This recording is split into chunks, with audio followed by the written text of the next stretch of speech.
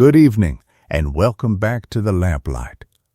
There is nothing left for you to do tonight except get comfortable, so do that now, slowly, in your own time.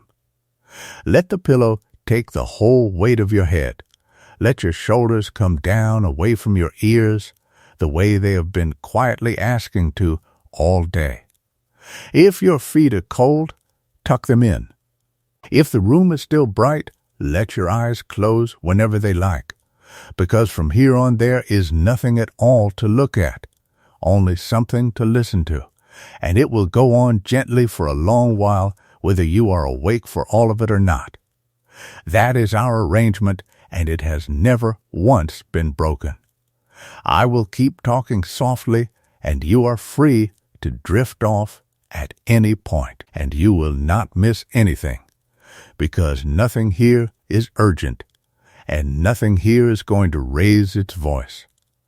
Before we go back to the beginning, I want to take you somewhere in the middle of tonight's life, just for a minute or two, because it is the most beautiful thing I know how to describe, and I do not want you to have to fight sleep in order to reach it. So picture a river in the dark. It is the 2nd of June in the year 1863, and the river is called the Combahee, and it lies in the low country of South Carolina, where the land is so flat and so wet that it is difficult to say from a boat where the water stops and the country begins. It is a little after 2 in the morning. There is no moon worth speaking of. The tide is coming in, which is why this hour was chosen and no other, and the incoming tide is pushing 3 shallow draft steamboats slowly upstream between banks of black marsh grass that stand higher than a man. The boats are running without lights. Their paddle wheels have been slowed almost to nothing, so that the loudest sound in the whole enormous night is not the engines, but the water itself, moving through the reeds on either side with a long, patient, hissing sigh. The way water moves through reeds everywhere on earth, in every century, whether anyone is listening or not. On the deck of the leading boat, near the rail, there is a small woman. She is perhaps 5 feet tall, in a plain dark dress with the hem cut short and practical, a shawl knotted at her shoulders, a cloth wrapped around her head. She is standing very still. She is not an officer. She holds no commission, no rank, no uniform, and no pay is coming to her for tonight. Not this year, and not for another 34. She has never learned to read a word. She was born a slave on the eastern shore of Maryland, roughly 700 miles north of this river, and for the first 3 decades of her life, the law of this country regarded her as a piece of property, to be valued, mortgaged, inherited, and sold. And yet every man on these 3 boats, including the colonel commanding them, understands perfectly well that the reason they are on this particular river, on this particular tide, at this particular hour, is her. She gathered the information. She found the men who knew the water. She learned where the mines were sunk in the channel. And she learned it from people whose names never appeared on any document, and she is the reason the boats have got this far without being blown open. In a few hours, the sun will come up over the rice fields, and something will happen on this river that has never happened before in the history of the United States and has not happened since. More than 700 people will walk out of bondage in a single morning, in daylight, in an operation planned by a woman who could not sign her own name. And she will spend the rest of that day and much of that night standing in a rowing boat, keeping several hundred frightened people calm with nothing but the sound of her voice. We will come back to the river. I promise you that. But we are going to arrive at it the slow way, the proper way, the way you arrive anywhere worth arriving at, which is by starting a long way before it and walking. Tonight we are going to sit with one whole life, from its very first minute to its very last, and it is a long life, longer than most people assume, and it is far stranger and far quieter in places than the version you were taught. Her name was Harriet Tubman. She was born Araminta Ross, and she was called Minty for the first 20-odd years of her life, and she died an old woman in a house she owned, in a town in upstate New York, in a bed, with her family around her, 90 years and a whole world away from the marsh she started in. Settle now into whatever stillness you have made for yourself. Let the lamp beside you grow dim, if there is a lamp. Let the small weight of the day slide down off your shoulders one quiet inch at a time.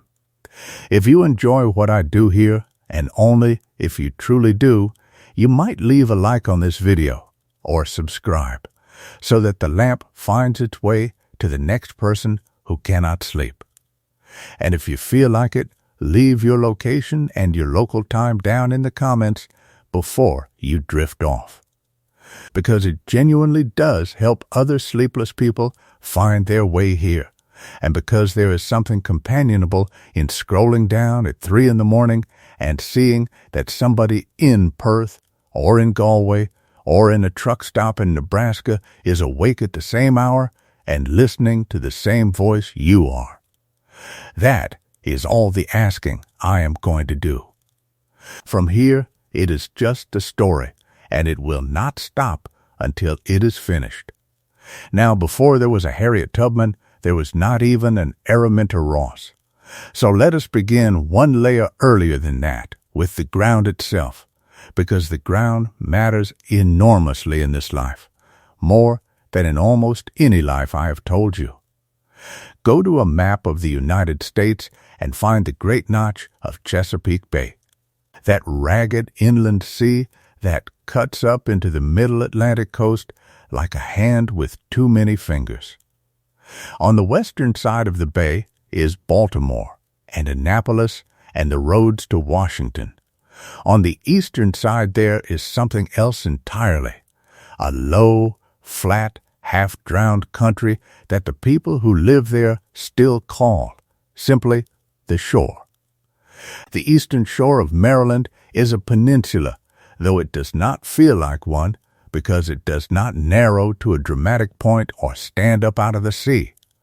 It just lies there, barely above the tide, laced through with rivers that wander and double back on themselves as though they have all the time in the world, which they do.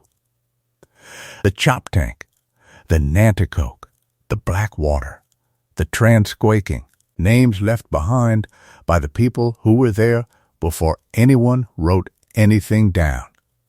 If you have never stood in that country, let me give it to you, because you are going to need it.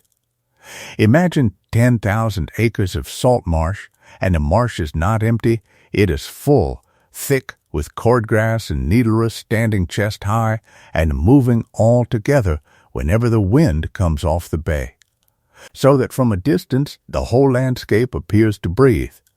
Imagine loblolly pine standing in dark islands on any ground high enough to keep its feet dry, and stands of white oak and sweet gum and cypress in the wet hollows. Imagine that the highest hill for 30 miles in any direction is about the height of a farm cart. The sky, therefore, is almost the entire view. 9/10 of what you see when you look up from work in Dorchester County is sky, and it changes constantly, enormous and slow, and at night, in the 17 and 1800s, before there was a single electric light anywhere in the world, that sky held more stars than most people alive today have ever seen at once. The water is everywhere in this country, and it is never still.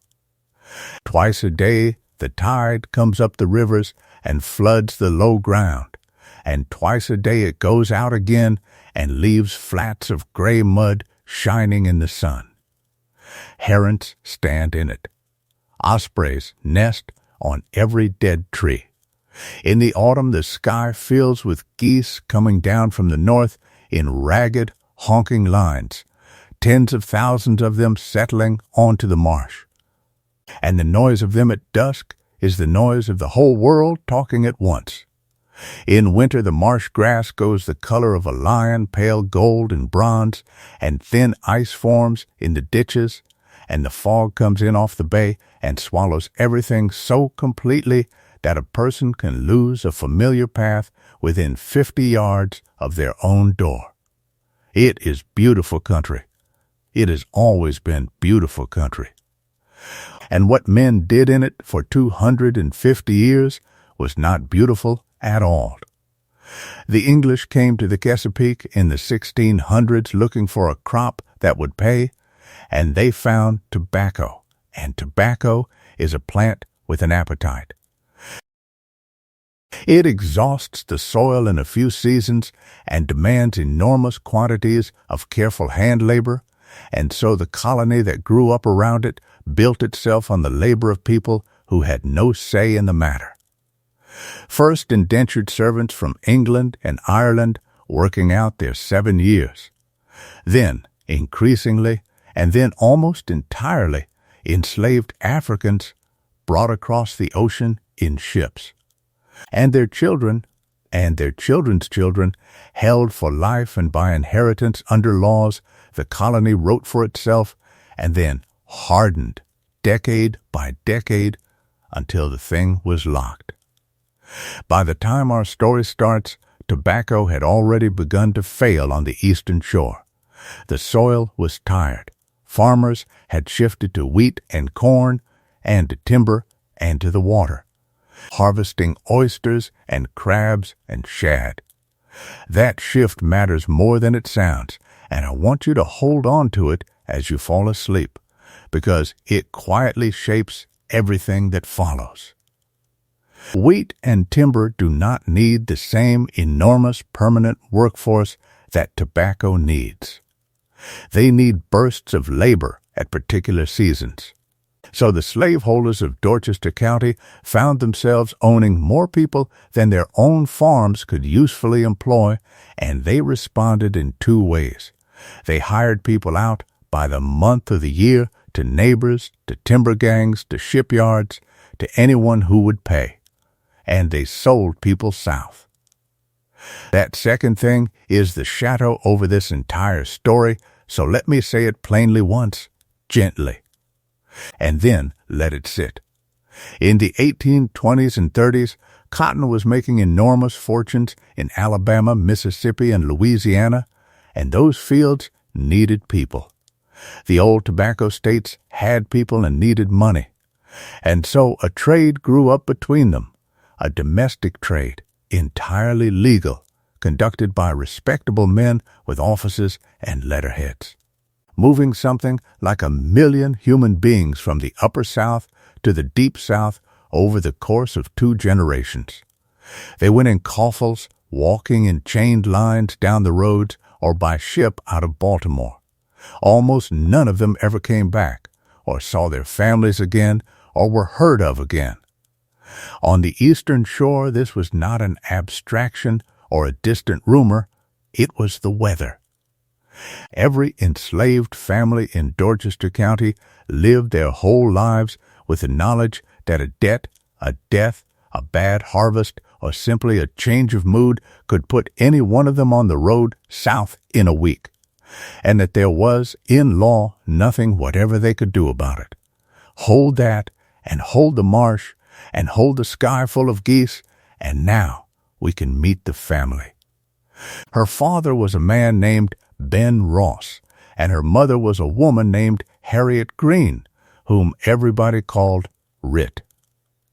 They were both enslaved, but they were not owned by the same person, which sounds like a small administrative detail and was in fact the central fact of their marriage and of their children's lives. Ben belonged to a man called Anthony Thompson, who held a large piece of ground down at Peter's Neck near the Blackwater timber country. Rit belonged to the Brodus family, at a farm a few miles off near a crossroads settlement called Bucktown. Ben and Rit married anyway, sometime around 1808, and had 9 children over the next 2 decades, and for most of those years Ben lived and worked at one place and Rit and the children lived at another, and they saw each other when the distance and the work and the permission of 2 separate white households allowed it. Under Maryland law, their marriage did not exist. There was no document, no legal standing, no protection.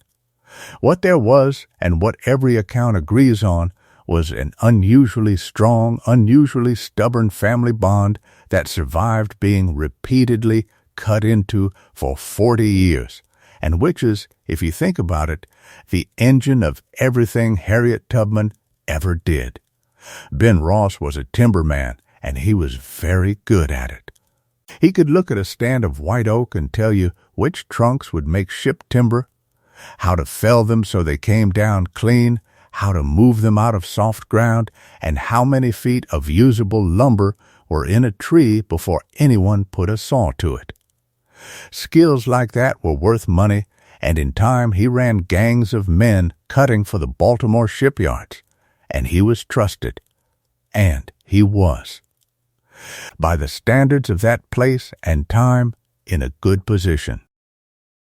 In his master's will, he was promised his freedom at the age of 45, and unusually, that promise was actually honored, so that from about 1840, Ben Ross was a free man doing skilled work for wages in the same county where his wife and most of his children remained property. Sit with that arrangement for a moment as you settle down. A man walks home in the evening as a free citizen of the state of Maryland to a wife who is not free, and to children who can be taken from him at any moment, and there is no court in the country in which he can say a single word about it. He did what many men in his position did. He worked, he saved, and he waited, and he kept his mouth shut. And he learned everything there was to know about 100 square miles of woods and water, and he taught it. That is the part that matters. Everything Ben Ross knew about moving quietly through that country, about which creeks could be forded at which state of the tide, about how to read the North Star through pine branches, about the moss on the trunks, about the men on the far farms who could be trusted and the ones who could not, he taught to his children while they worked beside him. He was, without ever intending to be, the finest possible training a future conductor could have had. Rit, the mother, was a different kind of force. She had been born about 1785. She cooked in the big house at the Brodus place, and she raised 9 children in a one-room cabin with a dirt floor and a stick and clay chimney, and she is remembered in every account that comes down to us as ferocious. She is the one who fought. There is a story in the family, and it is the founding story, the one Harriet told about her mother for the rest of her life. Late in the 1820s, Edward Brodus arranged to sell Rit's youngest son, a boy called Moses, to a trader from Georgia. Rit found out. She took the child and hid him in the woods, in the care of other enslaved families, and she kept him hidden for a month. When the trader and Brodus finally came to the cabin at night to take him, she stood in the doorway and told them quite calmly that the first man who came through it would have his head split open. And they went away, and the sale did not happen. There is no court record of that night, and there does not need to be. What it left behind was a child watching her mother refuse successfully and learn from it the single most important lesson of her life, which is that the thing everyone says cannot be resisted can sometimes. In fact, be resisted if you are willing to stand in the door. Araminta Ross was born in that cabin, or one very like it, in Dorchester County, Maryland, probably in the year 1822. I say probably, and I want to be honest with you about it, because this is the first place where the historical record simply shrugs. Nobody wrote down her birth. Nobody was required to. Enslaved children appeared in ledgers as valuations and in wills as items, and a birth year, if it was noted at all, was noted approximately and often wrongly. Different documents point at 1820, 1822, 1825. A midwife's payment record suggests 1822, and that is the year most historians settle on now. She herself in later life gave a range of answers and did not seem to consider it a very interesting question, which is fair enough. They called her Minty. She was the fifth of the 9 children, and she came into a household that had already been broken twice, because before she was old enough to remember it, 3 of her older sisters, Lina, Mariah Riddy, and Soph, had been sold south. Not one of them was ever heard from again. The children who remained grew up inside that absence. There were 3 older sisters who existed in the family's conversation and nowhere else. 3 names their mother said and then stopped saying. And Minty understood before she was 5 years old that a person could simply be removed from the world by paperwork. Her earliest years were spent, as far as we can reconstruct them, in the ordinary way of small children in the quarters, underfoot in the cabin, sent out for water, watching the smaller ones, learning the marsh, and then, when she was about 5, possibly 6, the hiring out began. I want to spend a little time here, because this stretch of her childhood is rarely told properly, and it explains an enormous amount about the woman who comes later. Edward Brodus, who owned her, had a modest farm and more people than he needed, so he rented children out to neighbors by the year. A 5-year-old girl could not do field work, but she could rock a cradle. And she could watch a trap line, and there was money in it, a few dollars a year paid directly to Brodus.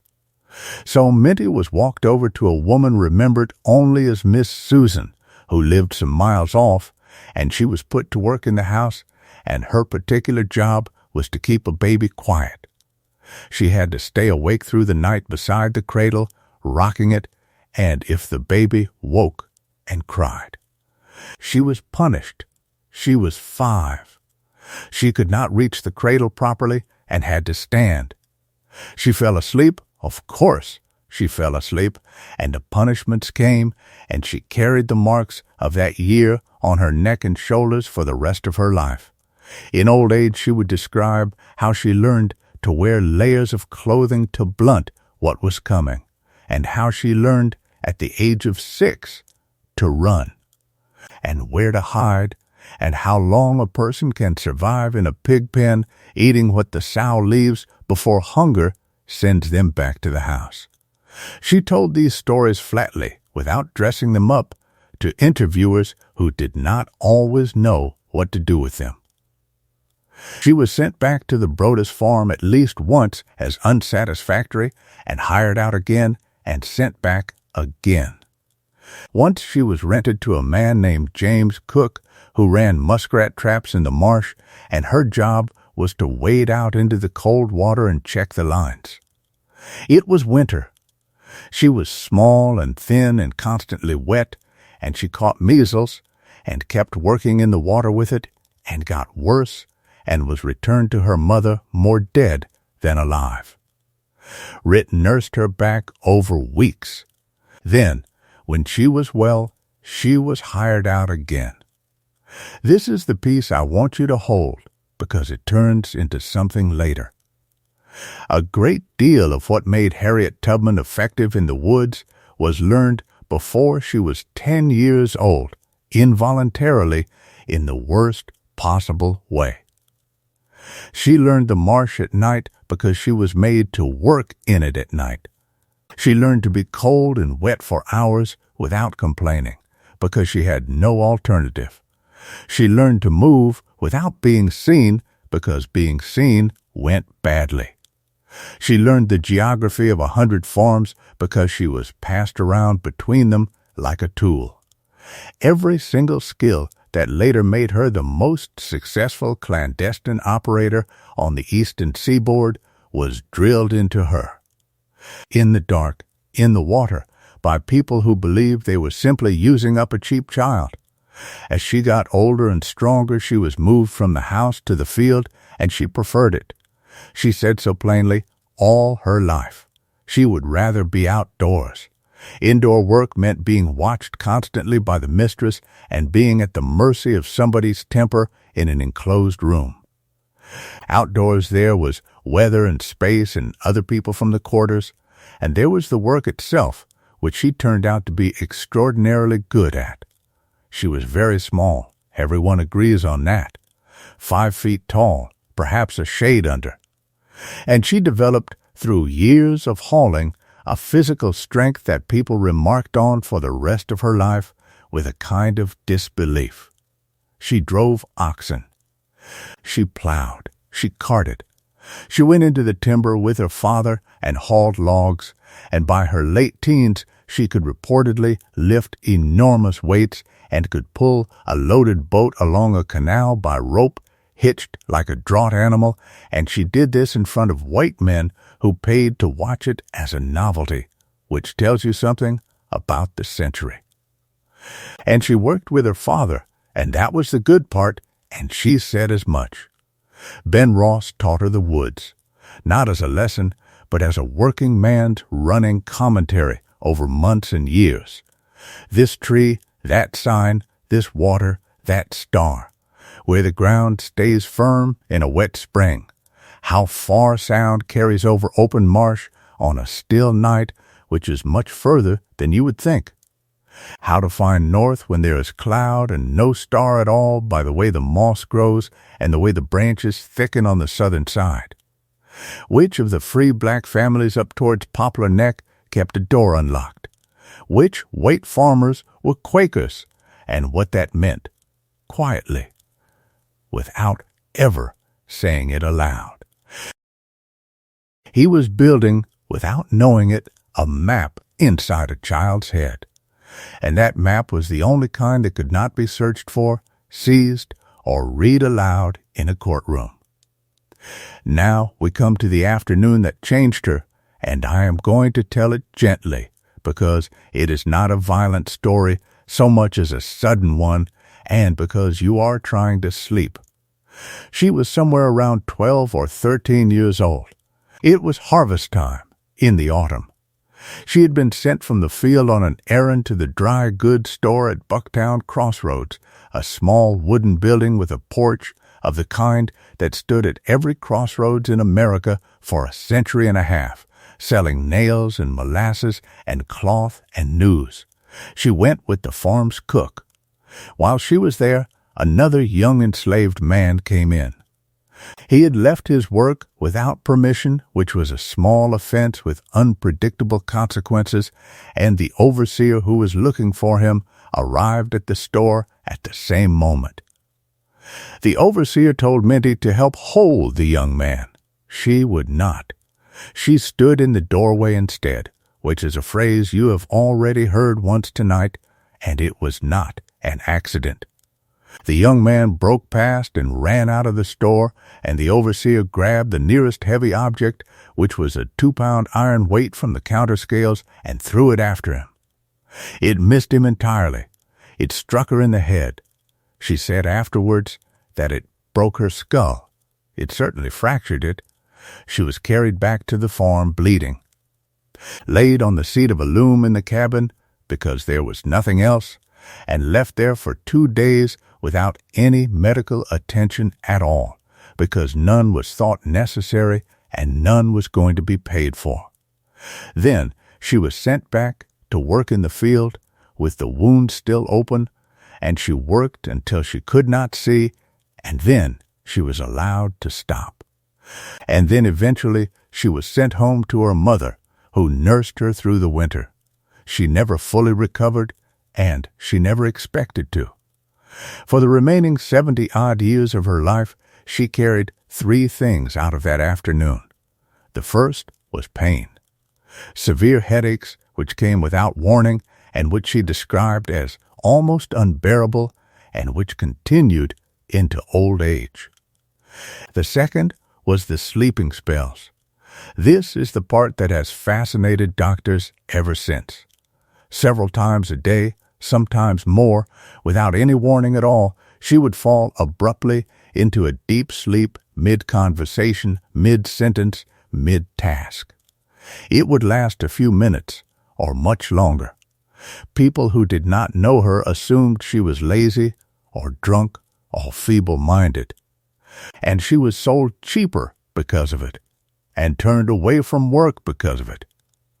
Modern physicians, looking back at the descriptions, generally think it was temporal lobe epilepsy, caused by the head injury, possibly with narcolepsy alongside it.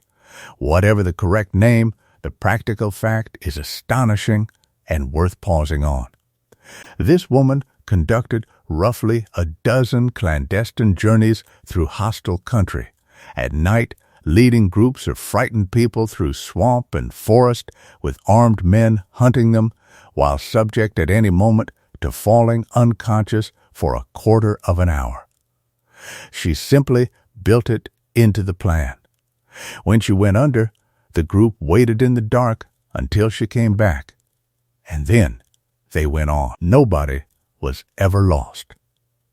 And the third thing she carried out of the store at Bucktown was the visions.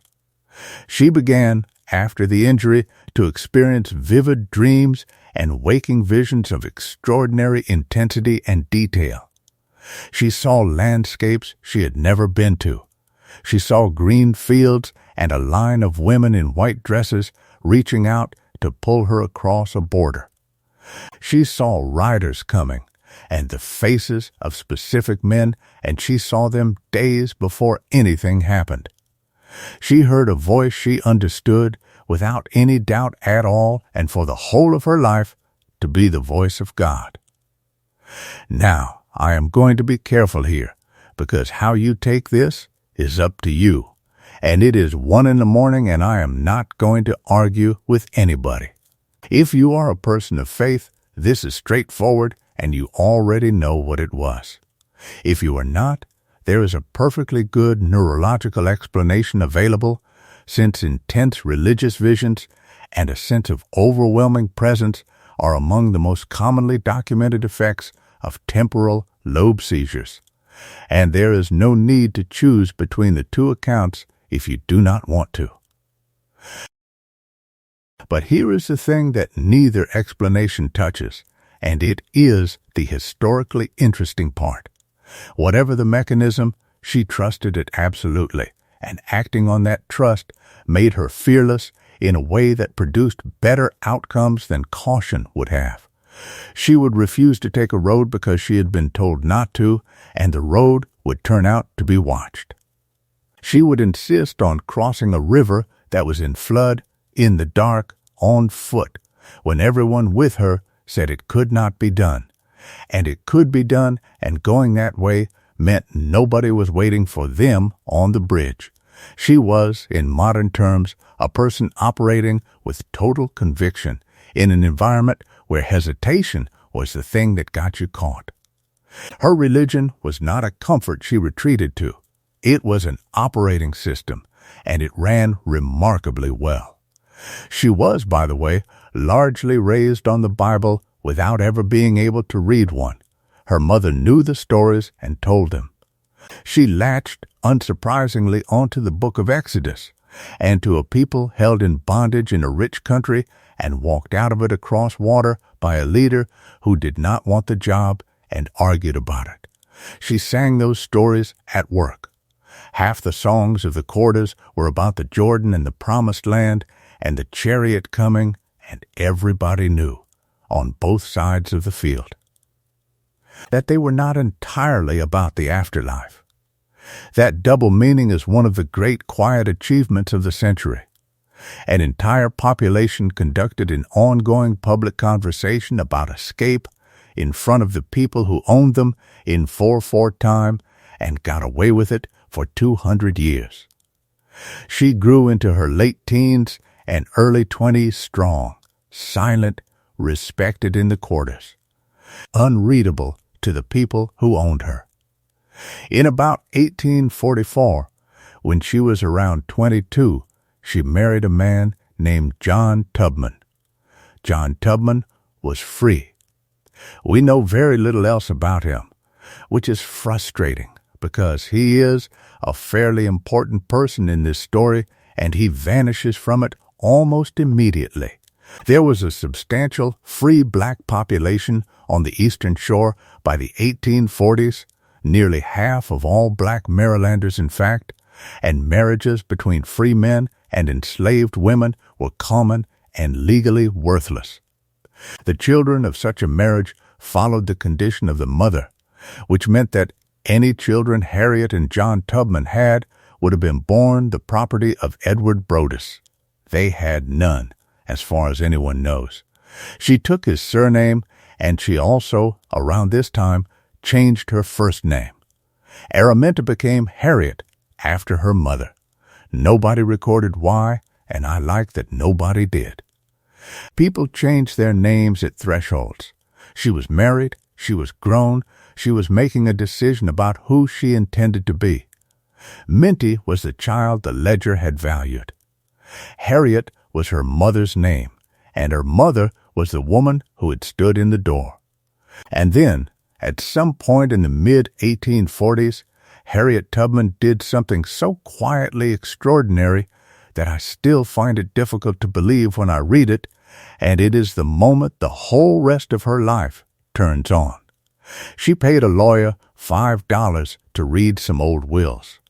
$5 was an enormous amount of money for her. It was months of scraped savings out of whatever small earnings she was permitted to keep, and she spent it hiring a white attorney to go back into the county records and trace the chain of ownership of her own mother. She had heard something. A rumor in the family half remembered that Rit had once belonged to a man named Athol Patterson back in the previous century, and that Patterson's will had contained a condition. So she paid, and the lawyer went and looked, and the rumor turned out to be true. Athol Patterson had left Rit to his granddaughter, and the will specified that Rit was to be freed at the age of 45. And it said, in the plain language of the period, that her children born after that date would be free as well. Rit was, by the time this was discovered, well past 45. She had been held illegally for years. So had, arguably, several of her children. The Brodess family had either never known, or far more likely, had known perfectly well and had simply carried on, because who exactly was going to make them stop? There was no mechanism. An enslaved woman could not bring a suit. A free black man had almost no standing. A lawyer would take your $5 and read you the will and tell you honestly that yes, that is what it says, and no, there is nothing to be done about it in any court in Maryland. Think about what that piece of paper did to her. Before, the situation was monstrous but total, the way weather is total. After, it was monstrous and also a lie. Her family was not merely held, they were held wrongly, in defiance of the very legal system that the whole arrangement claimed to rest on. Every argument that the men around her made about property and law and order collapsed at that moment into a simple, ordinary, grubby fact. They were being robbed, and everybody in a position to stop it had decided not to. I do not think it is possible to overstate how much of Harriet Tubman's later steal comes out of that $5 receipt. She never afterward spoke about slavery as a misfortune, or a tragedy, or a system, or an institution. She spoke about it as theft in the plainest terms, and she considered her own escape not as running away, but as taking back something that had been stolen. That is not a metaphor she chose for effect. It is what the county records said. And it explains why a few years later, when the thing everyone feared finally arrived, she did not hesitate for even one night. In the spring of 1849, Edward Brodess died. He was not an old man. He was in his 40s, and he had been a poor manager of money for most of his adult life. And when the accounts were opened, it turned out that the estate was in debt. This was the ordinary catastrophe. Every enslaved family in the Upper South understood the arithmetic of a slaveholder's funeral, and it was always the same arithmetic: a widow, a set of creditors, a court, an inventory, and on that inventory, valued in dollars alongside the livestock and the furniture, the people. Harriet Tubman had already been ill that winter, badly, with the headaches and the spells, and she had been offered for sale and had failed to sell, because a buyer looking at a small woman who fell asleep without warning saw damaged goods.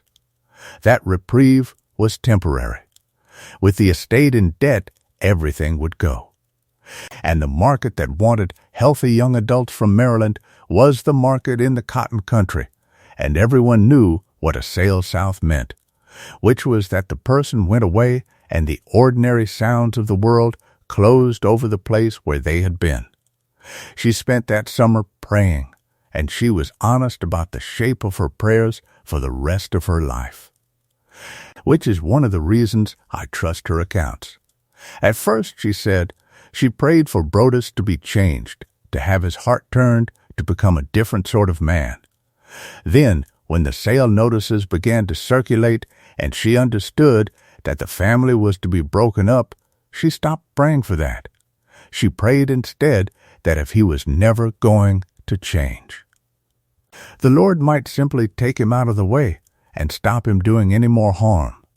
And then he died, quite suddenly, and she was appalled at herself, and she carried the guilt of that prayer for years and said she would have given the world to bring him back. She was 27 years old, and she believed her own prayer had killed a man. I mention it because the version of Harriet Tubman that comes down to us is often a kind of iron statue, and she was not that. She was a woman with a conscience so overdeveloped that she felt personally responsible for the natural death of the man who owned her. By the autumn of 1849, the sale was moving. 2 of her nieces had already been put up. The word among the quarters was that the widow Brodess intended to sell several of the Ross family before the year's end. And so, in September, Harriet Tubman left with 2 of her brothers, Ben and Henry. That first attempt failed, and it failed for the most human reason there is.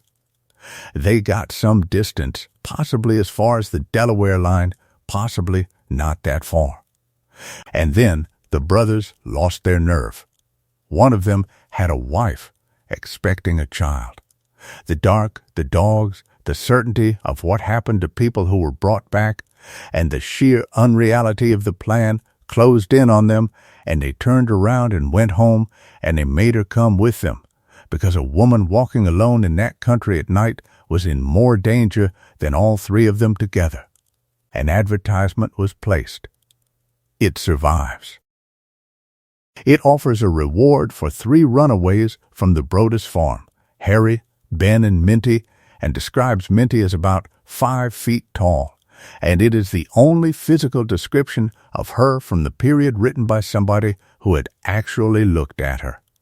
They went back and were not punished severely, because they had returned of their own accord, and because a punished worker is a less valuable worker.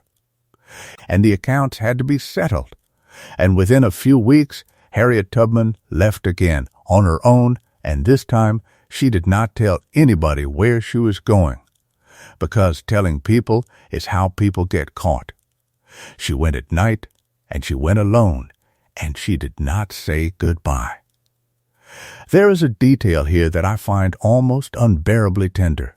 She could not risk telling her mother, because Rit would have raised the whole quarter with grief, and the alarm would have gone up before morning.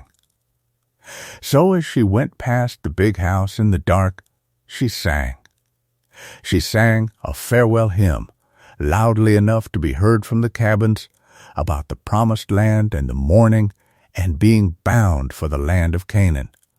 And she sang goodbye to her mother in a code that the people who owned her had been listening to uncomprehendingly for 200 years. And then she walked into the marsh.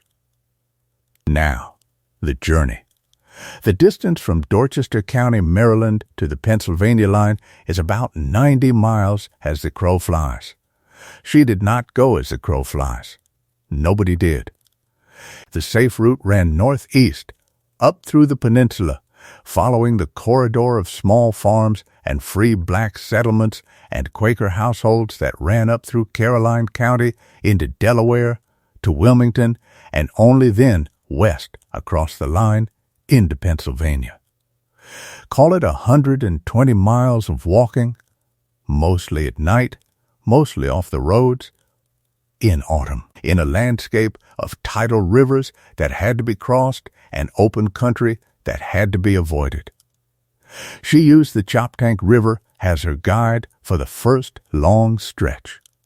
Rivers are the great gift of navigation for a person who cannot read a map, because a river is a line drawn on the ground that always points the same way and does not require a light to follow. She moved through woods and along the edges of fields. When the sky was clear, she used the North Star, which her father had shown her, hanging in that enormous eastern shore sky, the one fixed thing in a rotating universe, and she used the Big Dipper to find it. The two stars at the end of the pan pointing the way as they have pointed for everyone who ever needed them. She had help. This is important, and it gets lost in the telling, because the popular version of the Underground Railroad is all secret tunnels and hidden rooms, and the real thing was much less romantic and much more impressive. It was a network of ordinary households, mostly poor, disproportionately black and free, plus a scattering of Quakers and Methodists who agreed to do one small, specific, illegal, dangerous thing when somebody knocked. Feed a stranger, let them sleep in the loft, hide them under the potatoes in a wagon and drive 12 miles. Point at a tree line and say, "Follow that until you hit the creek," and then find a man with a gray beard. The very first door she knocked on, in the first days, belonged to a white woman who had spoken kindly to her once in the road. That woman took her in, gave her the names of 2 other households, and, when Harriet left, handed her a slip of paper with those names on it, and Harriet Tubman, who could not read, carried a piece of paper that could have hanged the woman who wrote it. At the next house she was handed a broom and told to sweep the yard, and she swept it, in plain sight, all afternoon. Because a black woman sweeping a yard in Delaware in 1849 is invisible, and a black woman hiding in a shed is a story the neighbors will repeat. That is the actual craft of the thing, not trapdoors. Brooms, somewhere in that journey she came, almost certainly, into the orbit of a man named Thomas Garrett, a Quaker iron merchant in Wilmington, Delaware, who by that point had already helped something in the region of 1,000 people north, and would eventually help around 2,500. Garrett was fined into bankruptcy for it in 1848, in open court, and the judge told him he hoped the penalty would teach him never to meddle in such matters again, and Garrett stood up and told the judge that if anyone knew of a fugitive in need of shelter, they should send that person to Thomas Garrett.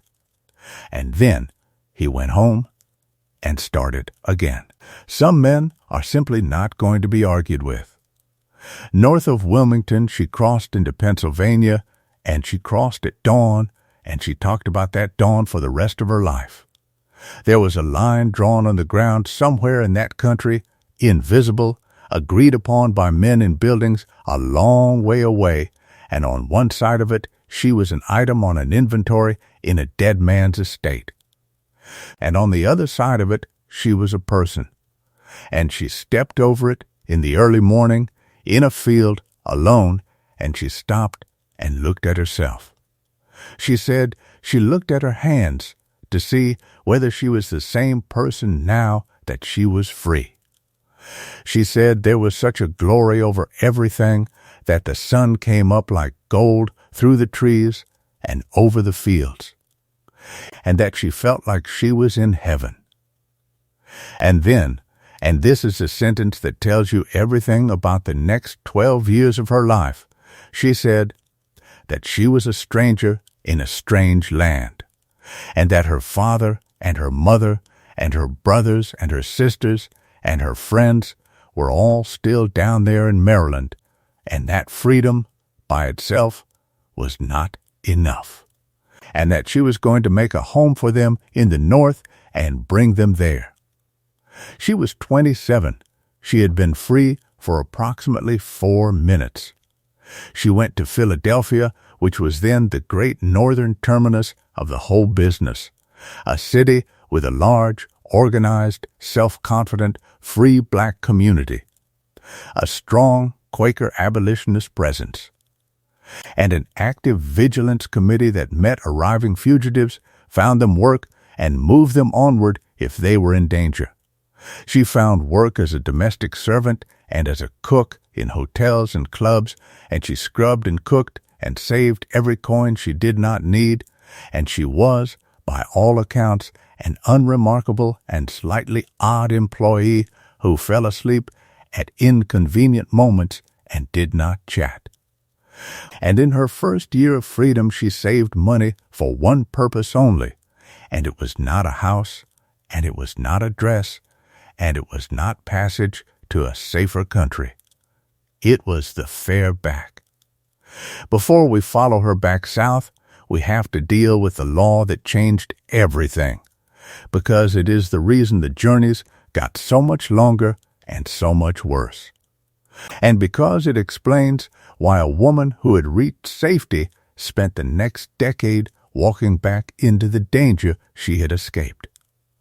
In September of 1850, the Congress of the United States passed a bundle of measures known afterwards as the Compromise of 1850, and tucked inside it was the Fugitive Slave Act. It was, in the arithmetic of the time, the price the Southern states demanded for allowing California in as a free state, and it was the single most destructive piece of legislation the country produced before the war. Here is what it did, in plain words, at 1 in the morning.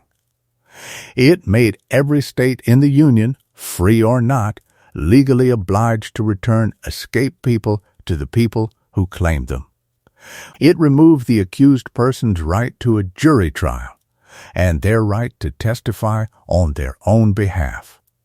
It appointed federal commissioners to decide the cases, and, in a detail so shameless that it still makes historians blink, it paid those commissioners $10 for every person they sent south and $5 for every person they released. It imposed heavy fines and jail on any citizen who fed, sheltered, or failed to assist in capturing a fugitive.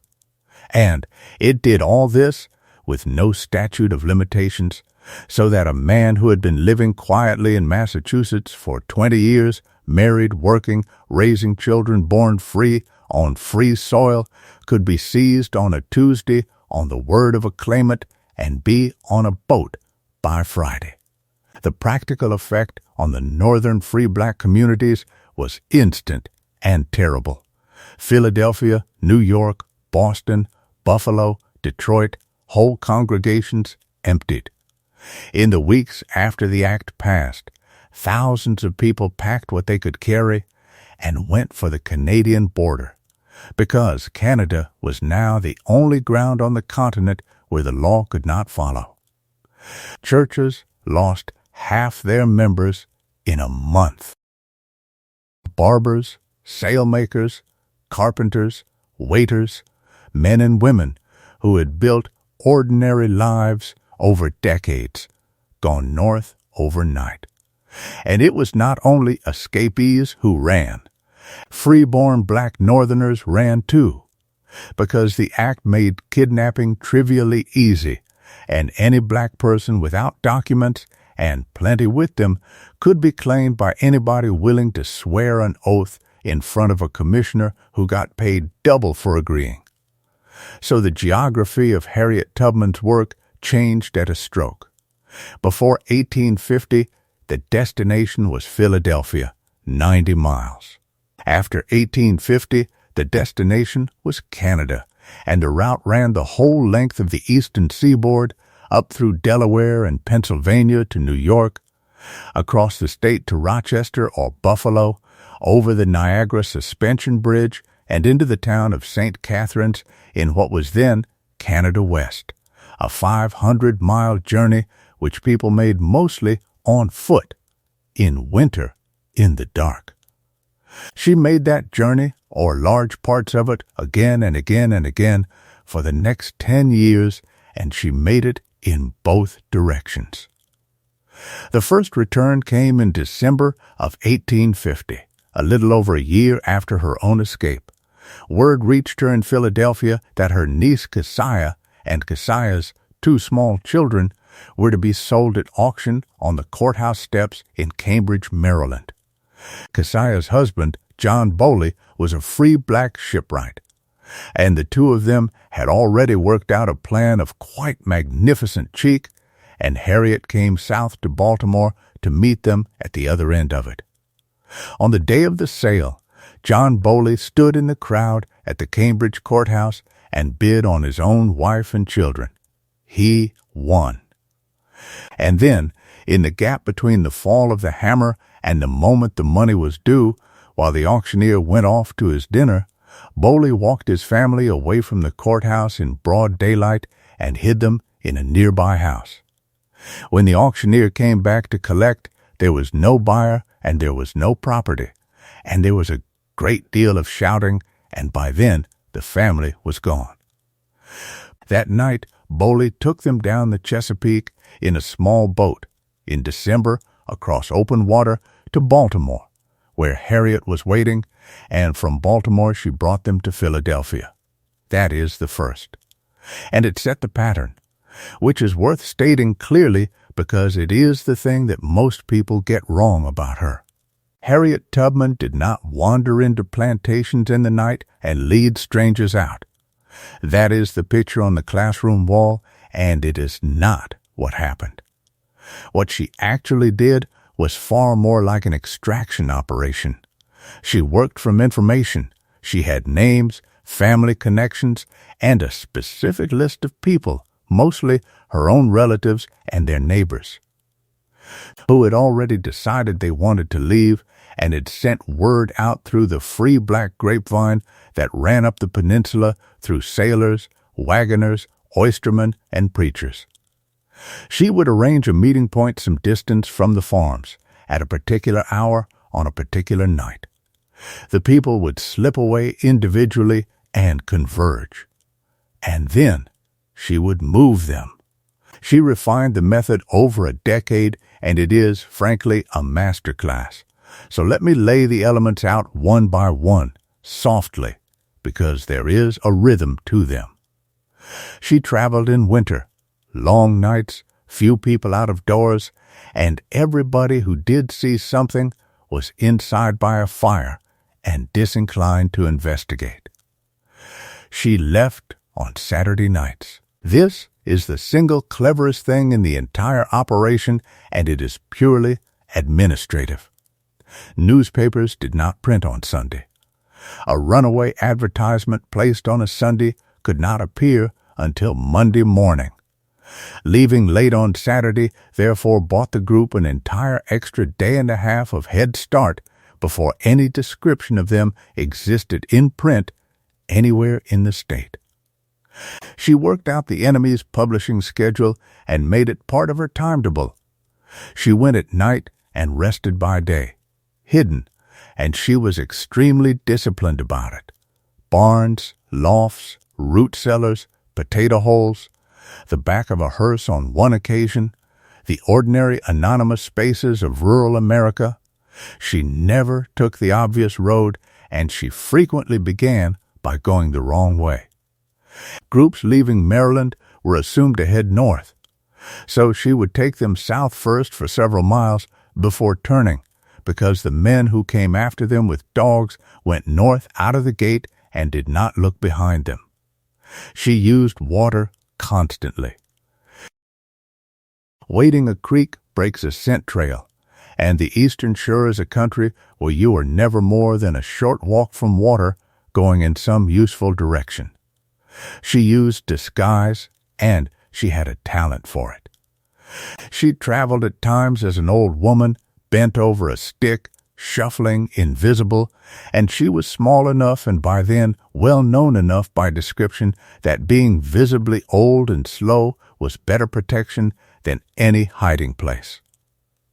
Once, on a train in Maryland, she is said to have realized that a man across the aisle was reading her own wanted notice, which stated that the woman in question could not read. So she picked up a newspaper and held it in front of her face and pretended to read, and the man looked at her and looked at the description and went back to his own business, and she rode on, holding a paper she could not read upside down, or perhaps the right way up, depending on which telling you prefer. She carried a pistol. This is the detail that makes people uncomfortable, and she never softened it. It was there partly for the obvious reason, but it was also there for the group, and she said so quite openly. On a night march with a dozen people strung out through a swamp, the greatest danger is not the pursuit. It is one exhausted, terrified person deciding they want to turn back. Because a person who turns back is a person who is caught, and a person who is caught is questioned, and everything they know comes out, and then the route, the safe houses, the names, and every other person in the group is finished. So her rule was known before anyone joined her, and it was absolute. Once you started, you did not stop. She would tell a faltering man that he would go on or he would die, and dead men tell no secrets, and then, according to every account, the man went on. She never had to make good on it, not once. And every single one of them arrived. That is the line she is remembered for, and she said it herself, in public, in her 60s, with characteristic dryness. She had been conductor of the Underground Railroad for 8 years, and she could say what most conductors could not. She never ran her train off the track, and she never lost a passenger. She carried paregoric, which was an opium tincture universally used in the 19th century for infants, and she used it to keep babies asleep during the dangerous hours. A crying child on a night crossing is fatal to everyone present. She carried them in a basket, dosed, silent, and delivered them at the other end. And she used music as a signaling system. She would go ahead to scout a road while the group lay hidden, and she would come back singing. One hymn meant the way was clear and it was time to move. A different one meant, stay down, do not move, whatever you hear. The words were about Moses and about crossing over Jordan, and any white farmer within earshot heard nothing but a black woman singing to herself on a road at night, which was the most ordinary sound in America. Let us take the journeys themselves now, one at a time, slowly, the way she took them. In the spring of 1851, she went back for her husband. This is the saddest trip and the one that is least often told. She had left John Tubman behind in 1849 without warning him, because he was free and had no reason to run and could not be trusted with the secret of when she was going. 2 years later, with money saved and a plan made, she came all the way back down into Dorchester County in person at enormous risk, carrying a suit of clothes for him so that he could travel north looking respectable. She sent word ahead, and the word that came back was that John Tubman had taken another wife, a free woman named Caroline, and that he was settled, and that he had no intention of going anywhere, and that he did not particularly wish to see her. She was, by her own account, furious. She said afterwards that her first thought was to go straight up to the house and make trouble in front of everybody, and that she stood in the woods and worked it through, and then decided that if he could do without her, she could do without him, and that she would not trouble him again. And then, since she was already there, and since she had come a very long way, she went and found other people who did want to leave and took them north instead. That is the whole of it. She never spoke about him with much bitterness afterwards, and she did not go back again. He stayed in Maryland and was killed some years later in a roadside quarrel with a white neighbor who was tried and acquitted in short order, which is a sentence you could write about a great many roads in that country in that decade. But look at what she did with the disappointment, because it is the shape of her whole character in one afternoon. She had come for one specific person, and that person was not coming. So she filled the empty places in the plan with strangers. She was, from that day, no longer a woman rescuing her husband. She was a professional. In December of 1851, she brought a party of 11 all the way to Canada, and on the way she stopped in Rochester, New York, at the house of Frederick Douglass, who wrote afterwards that he had once had 11 fugitives under his roof at the same time, and that it was as much as he could do to feed them, and that he had to raise money to get them over the lake. That is the first documented crossing of those two lives, and there is something quietly enormous about it. The most famous black man in America, in his own house, feeding 11 silent people at a table, one of whom was a very small woman he had barely heard of, and who would, in the end, be remembered as long as he was.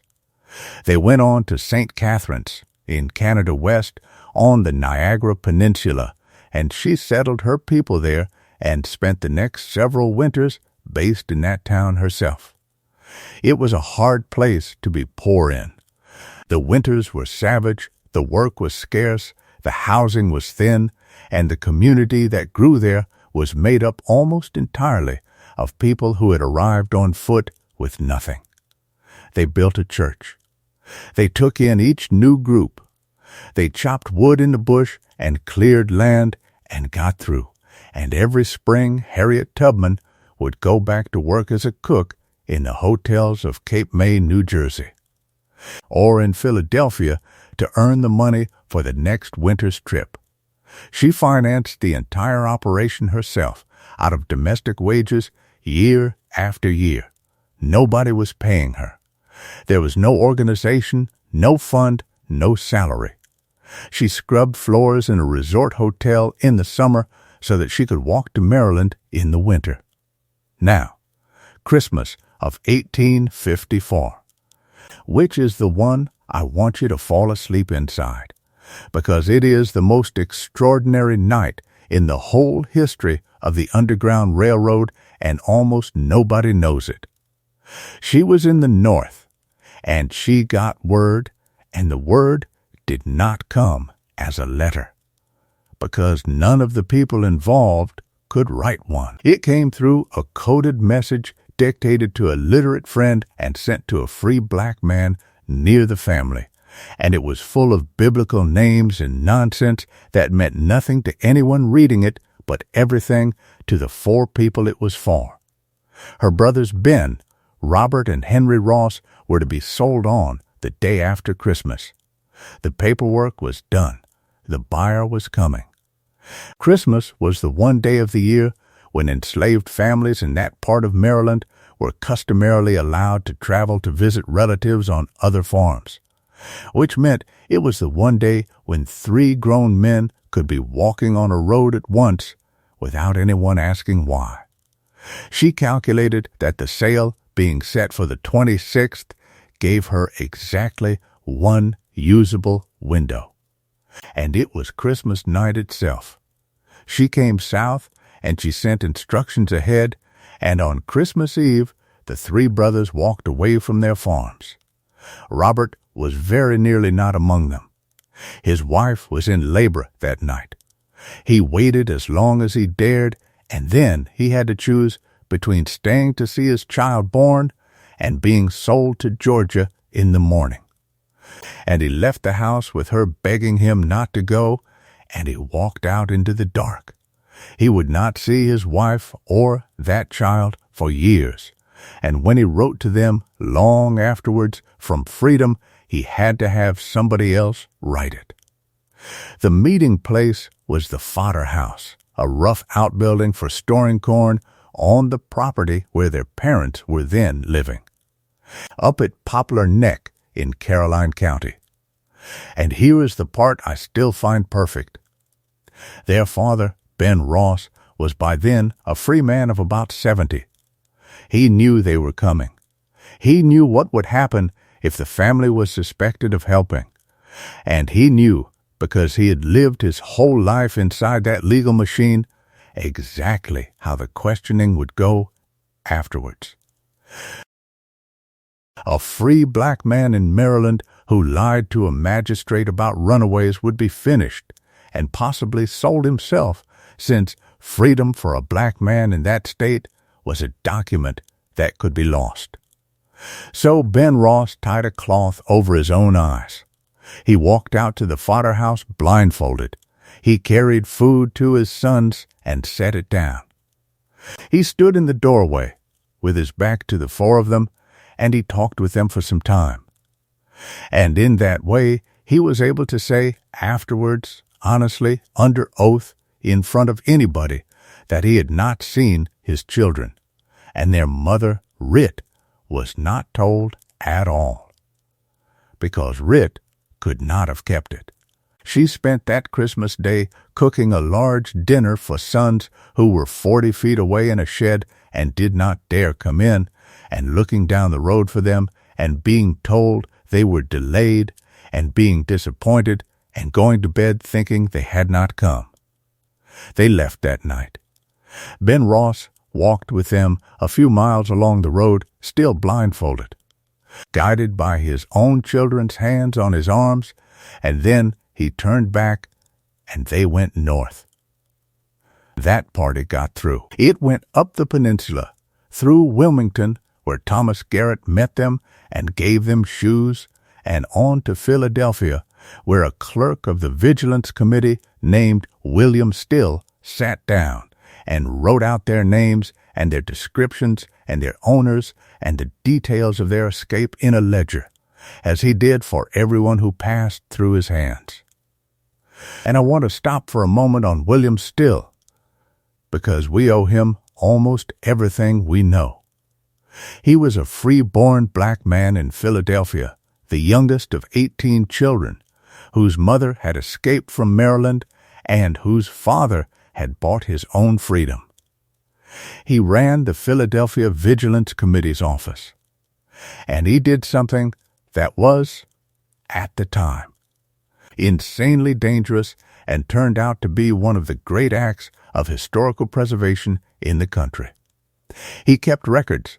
Everyone else destroyed their papers, because papers hanged people. Still wrote it all down, in detail, because he understood that these were families being torn apart, and that one day, when it was over, people would be looking for each other. And there would need to be a book to look in.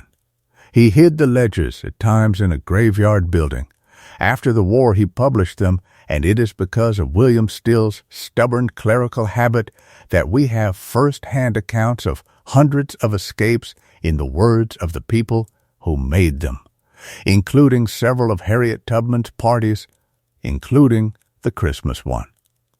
Written down within days by a man who fed them and watched them leave.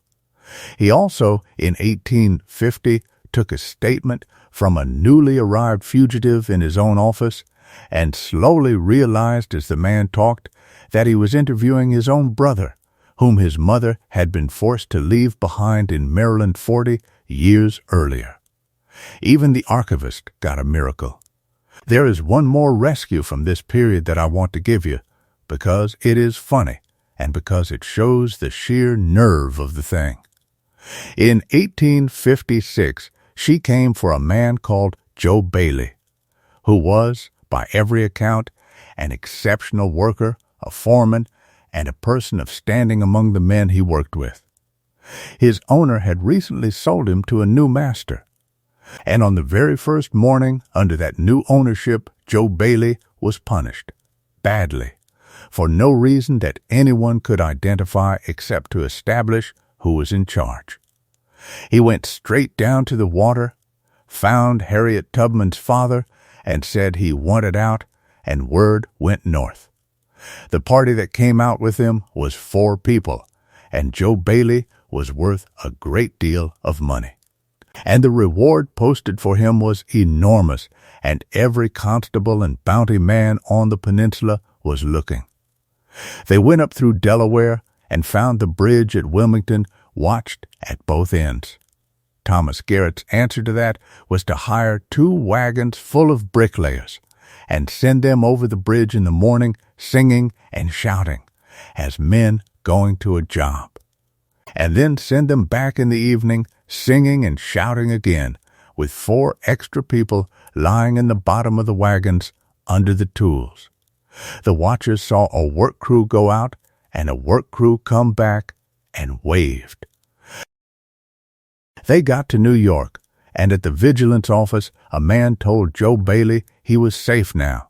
He was a free man, and Joe Bailey put his head down on the table and would not speak or eat, and stayed like that for days, all the way across New York State, silent and gray with fear, refusing to believe it. He would not sing, and he would not look out of the window. And then the train came over the Niagara Suspension Bridge, and Harriet shook him and told him to look, and there was the gorge and the falls thundering below in the sunlight and the other side coming, and when the carriage crossed the line into Canada, Joe Bailey stood up in the middle of the car and began to sing at the top of his voice about being free, and he could not be stopped. And he sang all the way into the station, and grown men and women in that carriage put their heads in their hands and wept, and the white passengers, who had no idea what they had been sitting next to for 4 days, sat there in complete confusion. Now, the numbers, because I want to leave you with the true version rather than the poster version, and because the true version is, if anything, more impressive. The traditional figure, repeated everywhere for a century and a half, is 19 trips and 300 people. It comes from the first biography of her, written in 1869 by a well-meaning neighbor called Sarah Bradford, who was working at speed from interviews and from other people's recollections, and who was not a careful historian.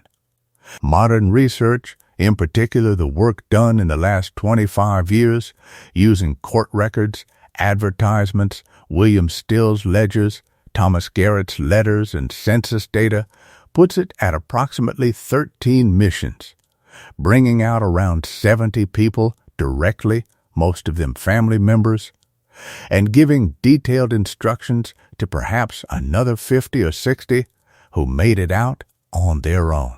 70 is not 300. But consider what 70 actually means. It means 13 separate armed infiltrations of a slave state, conducted over 10 years by one woman with a head injury and no money, in a country where her face was on advertisements, and it means that in 13 operations, with something like 130 people involved counting both directions. The number of times she was caught was 0, the number of people betrayed was 0, and the number of passengers lost was 0. No professional intelligence service in the world would consider that a poor record. And she did it without a single map, a single written order, or a single word she could read. In 1857, she went back for the last time, and it was the hardest one. Because this time she was coming for her parents. Ben and Rit Ross were both in their 70s. Ben, the free man, had got himself into serious trouble by then because it had become known that he had been sheltering escapees at Poplar Neck, and he was facing charges, and if convicted, a free black man in Maryland could be sold into slavery to pay his own fine. Rit was still legally enslaved and technically the property of the Brodess estate, and Harriet had by that point actually arranged the purchase of her mother's freedom for $20 through an intermediary, which was a bargain only because a woman in her 70s had no market value, and which tells you what the ledger thought a life was worth at the end of it. But an elderly couple cannot walk 500 miles. So she did the one thing she had never done. She used a vehicle. She came down, and she took her father's horse, and she built a cart. The accounts describe it as a makeshift thing, a board fixed across the axle for a seat, and a second board with the ends stuck through straw-filled collars for the old people to lean back against. And on it she put her mother and her father and whatever they could carry, and she drove that cart out of Caroline County in the middle of a June night, on public roads, in the open, with 2 elderly passengers who could not run and could not hide, straight up the peninsula. They made it to Wilmington. Thomas Garrett gave her $30 to get them onward. They went by train and by boat and by wagon north through Pennsylvania, across New York, over the bridge at Niagara, and into Canada, and they arrived at St. Catharines in the summer of 1857. And her parents hated it. I love this detail more than almost any other in the whole story, because it is so completely, ordinarily human. Ben and Rit Ross had spent 70 years on the warm, flat, green eastern shore of Maryland, and their daughter had performed a miracle and delivered them to a small frozen town on the Canadian side of the Niagara Escarpment, where the wind comes off the lake for 6 months of the year and the snow gets on the sills. They complained. Constantly, Rit in particular. It was too cold, the ground was wrong, nothing grew right, and the winters were an outrage. So her daughter, having already stolen them out of a slave state at the age of 35, moved them again. In 1859, William Henry Seward, then a United States Senator from New York, later Abraham Lincoln's Secretary of State, and the man who would buy Alaska, sold Harriet Tubman 7 acres of land with a house on it on the south edge of Auburn, New York, for $1,200, at a very generous rate and on very easy terms. And the terms were generous because the entire transaction was, strictly speaking, illegal. Under the Fugitive Slave Act, it was a federal offense to assist an escaped person, and here was a sitting senator selling one a farm. He did it anyway. She paid him $25 down and made payments as she could for years afterwards. Auburn was a good choice. It sat in the burned-over district of central New York, a stretch of country so thick with revival preaching, abolitionism, temperance societies, and women's rights conventions that it seemed to produce a new moral movement every spring. Seneca Falls, where the Women's Rights Convention had met in 1848, was 20 miles away. The town had a strong anti-slavery community, and a black congregation, and it was far enough from the border to be quiet and close enough to be useful. And so, from 1859 onward, there was a house. A wooden farmhouse on the Cayuga County line with a barn and an orchard and 7 acres, owned outright, in her own name, by a woman who 10 years earlier had been an item in a probate inventory. Her parents came down from Canada and moved in and stopped complaining. Mostly, her brothers came and changed their names and became William Henry Stewart and John Stewart and James Stewart, because a man with a reward posted on his old name is sensible to acquire a new one. Nieces and nephews came. Elderly people with nowhere to go came and were fed and stayed, and this became a permanent feature of that house for the next 54 years, and it is the reason she was poor for every single one of them. She was never, at any point in her life, financially secure. She earned money constantly, cooking, cleaning, selling produce, selling pies, taking in boarders, and she gave it away as fast as it arrived, to whoever was on the doorstep. When the money ran out, she borrowed. When the mortgage came due, she asked friends. Neighbors in Auburn used to say, with a kind of exasperated affection, that the woman would give away the roof she was standing under and then be surprised that it rained. Around this same time, she began to be known, and the knowing spread in a strange, half-secret way, because the more famous she became, the more dangerous her work got, and everyone involved understood it. She spoke at anti-slavery meetings in Boston, New York, and Philadelphia, and she was, by every surviving account, a spellbinding speaker. She could not read a word, so she never used notes, and she told stories in sequence in a low voice with long pauses, and she sang. People who had sat through years of abolitionist lecturing by clergymen and lawyers wrote afterwards that they had never heard anything like it. The Boston reformers took her up. Ralph Waldo Emerson knew her. Louisa May Alcott's family knew her. Wendell Phillips and William Lloyd Garrison knew her. And it was Garrison, according to tradition, who gave her the name that stuck to her for the rest of the century. They called her Moses. It was a joke at first, and then it was not. It fitted so exactly that the papers used it, and the people in the quarters in Maryland used it, and the men hunting her used it, without knowing whether Moses was a man or a woman, and for years there were slaveholders on the eastern shore convinced that the person emptying their farms was a white abolitionist in disguise, or a large man from Philadelphia, because the notion that it was a 5-foot woman who had worked in their own timber lots was not available to them. In April of 1858, at the house of Frederick Douglass in Rochester, she met John Brown.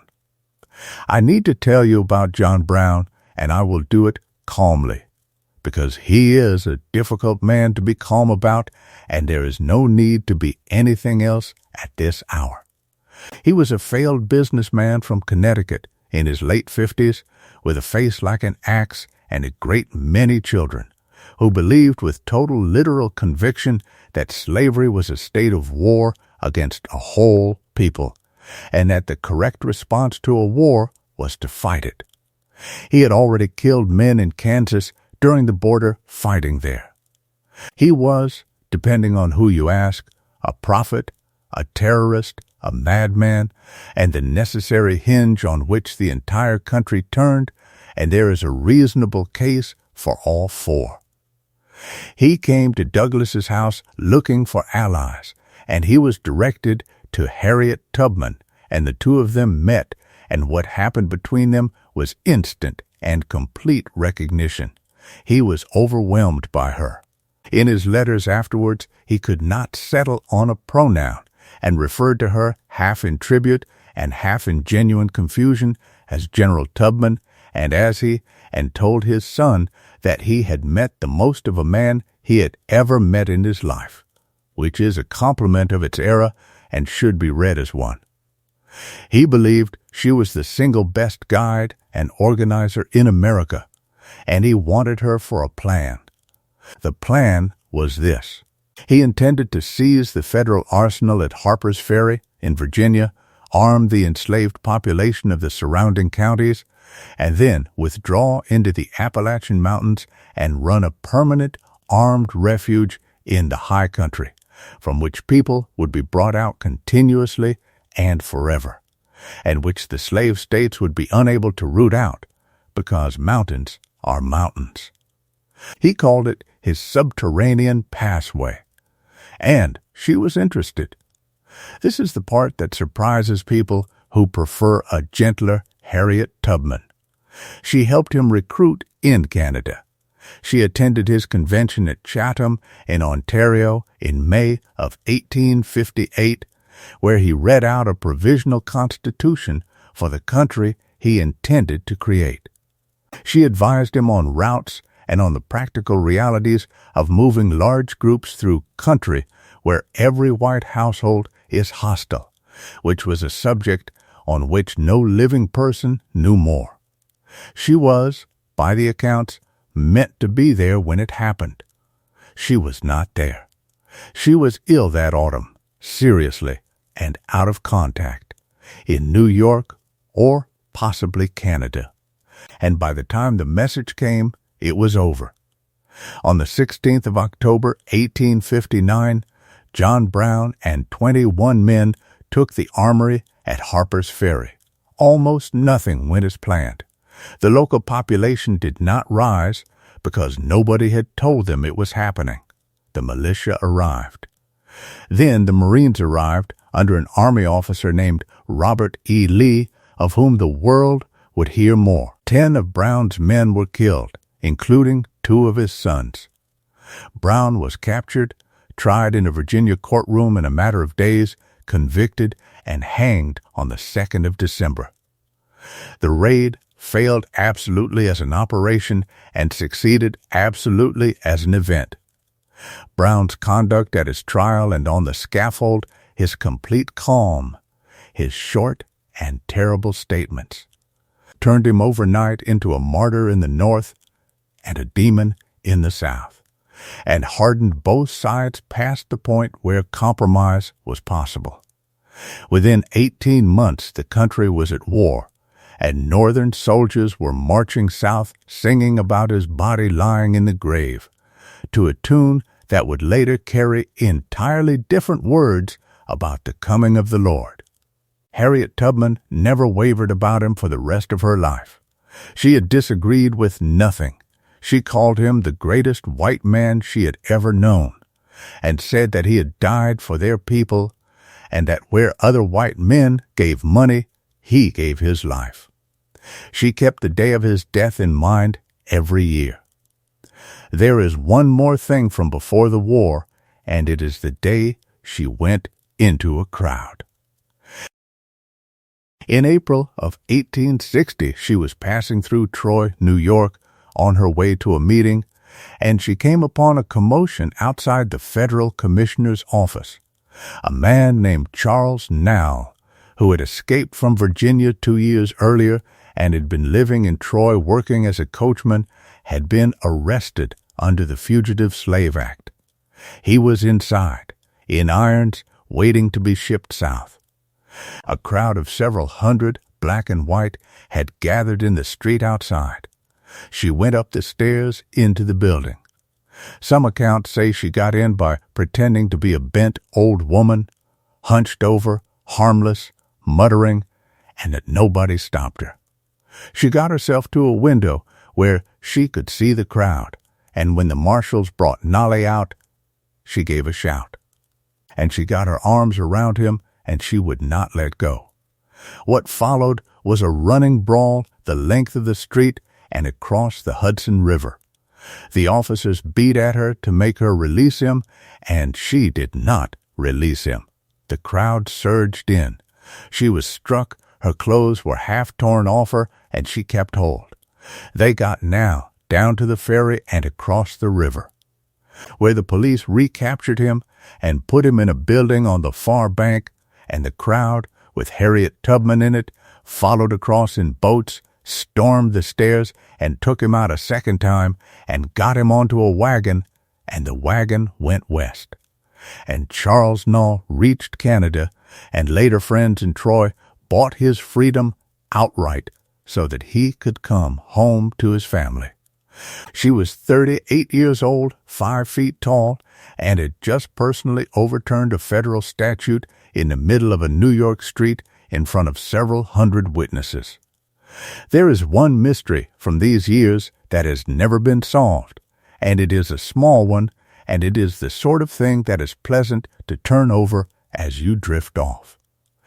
Because there is no answer, and therefore nothing to work out. Sometime around 1859 or 1860, Harriet Tubman brought a young girl north out of Maryland and placed her, not in the crowded Auburn farmhouse with the rest of the family, but in the comfortable home of William Seward's wife, Frances, where the child was raised as a companion, educated, taught music, and brought up in circumstances entirely unlike those of any other person in the family. The girl's name was Margaret Stewart. She was about 8 or 9. Harriet described her as a niece.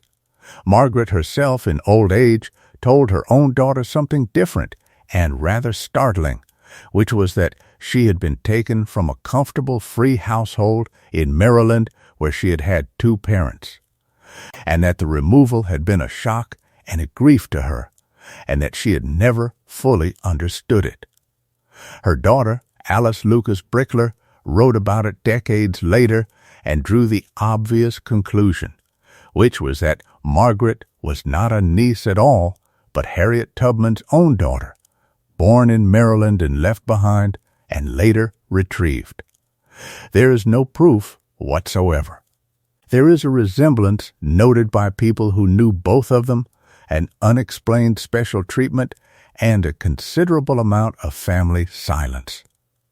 Other historians think the more likely explanation is that Margaret was the child of one of Harriet's brothers, born on the eastern shore, and that the unusual placement with the Sewards was simply the best opportunity available and nothing more. We are not going to find out. The people who knew are all gone, and none of them wrote it down, and it is not really any of our business. But I mention it because it is a useful corrective to the statue. The public Harriet Tubman is a set of achievements. The private one had a life that nobody recorded, containing at minimum one long marriage that failed, one long marriage that worked, one adopted daughter, and one unexplained girl brought carefully north and placed somewhere better than anywhere she could offer herself. That is a person, not a monument. The other thing worth saying about the late 1850s is what her life actually consisted of, day to day when she was not on the road, because the answer is fundraising, and it was relentless. She was, by then, a known figure in the northern anti-slavery world, and she used it exactly as a modern campaigner would. She went to the meetings, she spoke, and she was extremely effective, and afterwards she took a collection, and the money went into the next trip, or into her parents' upkeep, or into the mortgage. She stayed in the houses of wealthy sympathizers in Boston and Concord and New Bedford and asked them for money to their faces, which is a skill and a harder one than public speaking. Gerrit Smith, the enormously rich abolitionist landowner of Peterborough, New York, gave her money repeatedly. Wendell Phillips gave, the Boston Circle gave. Franklin Sanborn, who edited the Commonwealth and who had been one of John Brown's secret backers, gave and also wrote about her. And she pushed. She was not a picturesque object of charity at these events, and she did not behave like one. There is a lovely account of her at a meeting where the collection was thin, standing up and telling the assembled company that she had been out in the woods with her people while they had been sitting comfortably in their parlors, and that she would take what they had in their pockets rather than what they had in their good intentions. She got the money. She also, in that period, spent her summers working as a cook. It is important not to lose this. The famous Harriet Tubman of 1858, whom John Brown called General Tubman, spent her summers in the kitchen of a hotel in Cape May, New Jersey, on wages so that she could pay for winter. There was no fund. There was no salary. The most effective operative of the American anti-slavery movement was self-financing through hospitality work, and she never remarked on the oddity of it, because to her it was not odd, it was simply what money was and where it came from. And the winters in St. Catharines were hard in a way that gets glossed over in the triumphant telling. The community of formerly enslaved people on the Niagara Peninsula in the 1850s numbered in the low thousands. They were, almost all of them, people who had arrived with nothing in a cold climate they had no preparation for. The work available was seasonal and rough, clearing bush, cutting cordwood, laboring on the canal, domestic service. Housing was thin board walls and a stove. The winters came off Lake Ontario with snow that piled to the windowsills, and people from the tidewater south who had never in their lives seen a frozen river spent their first February simply astonished and cold.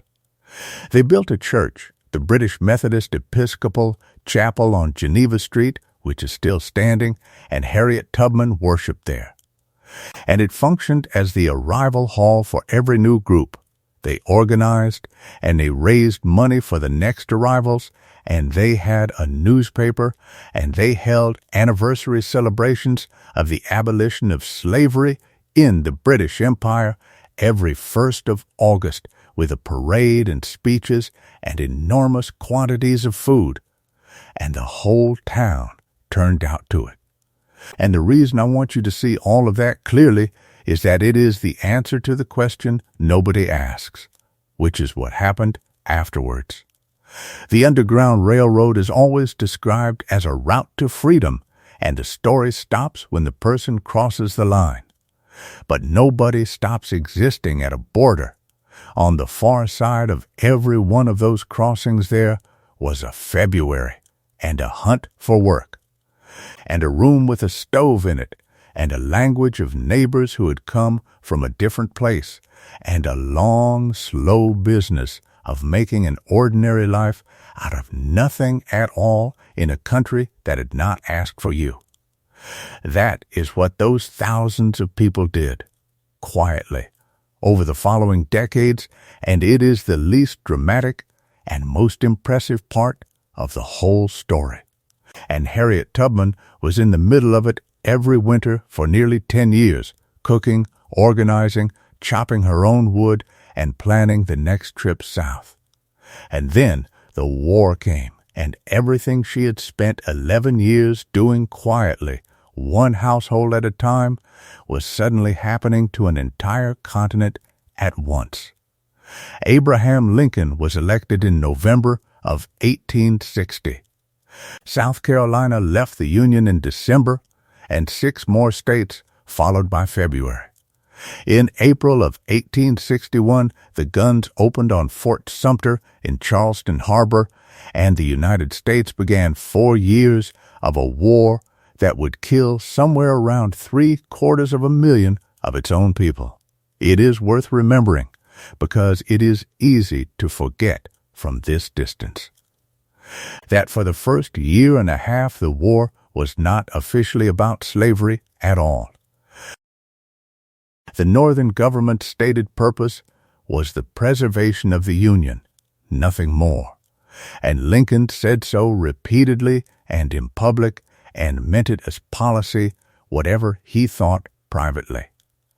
Escaped people who came into Union lines in the first year were, in several cases, handed back, because the Fugitive Slave Act was still the law of the land, and the administration was desperate not to push the border states of Maryland, Kentucky, and Missouri out of the Union.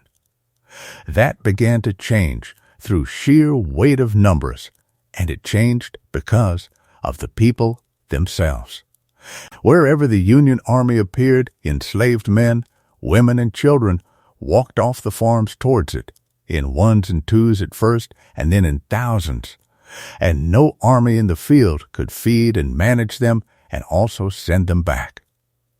A general at Fortress Monroe in Virginia, a lawyer in uniform named Benjamin Butler, produced the legal fiction that solved it. If the Southern states insisted these people were property, and property used in support of a rebellion was subject to seizure as contraband of war, then, very well, they would be contraband. It was a cynical, brilliant, deeply undignified piece of lawyering, and it saved thousands of lives, and the word stuck. For the rest of the war, in official correspondence and in camp, the tens of thousands of people who had freed themselves by walking towards the guns were called contrabands. In November of 1861, a Union fleet took Port Royal Sound in the Sea Islands of South Carolina, about halfway between Charleston and Savannah. The planters fled inland within hours, taking almost nothing, and left behind them roughly 10,000 people on the Sea Island plantations and a landscape of the most valuable cottonland in the world with nobody in charge of it. What happened next is one of the strangest and most hopeful episodes of the whole war, and it is called the Port Royal Experiment. Northern missionaries, teachers, and administrators came down by ship, several hundred of them, and set about the question of what free people should actually do the day after freedom. They opened schools, and the demand for those schools was overwhelming, adults coming in from the fields at the end of the day to sit at a bench and learn letters. They organized wage labor on the abandoned plantations. Land was sold off in parcels, some of it to the people who had worked it. It was chaotic, it was patronizing in places, it was underfunded, and it was, all the same, the first serious attempt in American history to answer the question the country was about to be handed in full. And in the spring of 1862, Harriet Tubman got on a boat and went there. She was around 40. The governor of Massachusetts, John Andrew, arranged her passage and gave her a letter of introduction. She had no rank and no formal position and no salary. She was technically a civilian volunteer, and for the next 3 years she worked at Beaufort and Hilton Head and up and down the Sea Islands as a nurse, a cook, a laundress, an organizer, and eventually as something the Army had no vocabulary for at all. The nursing came first, and it was appalling work. The camps were disease factories.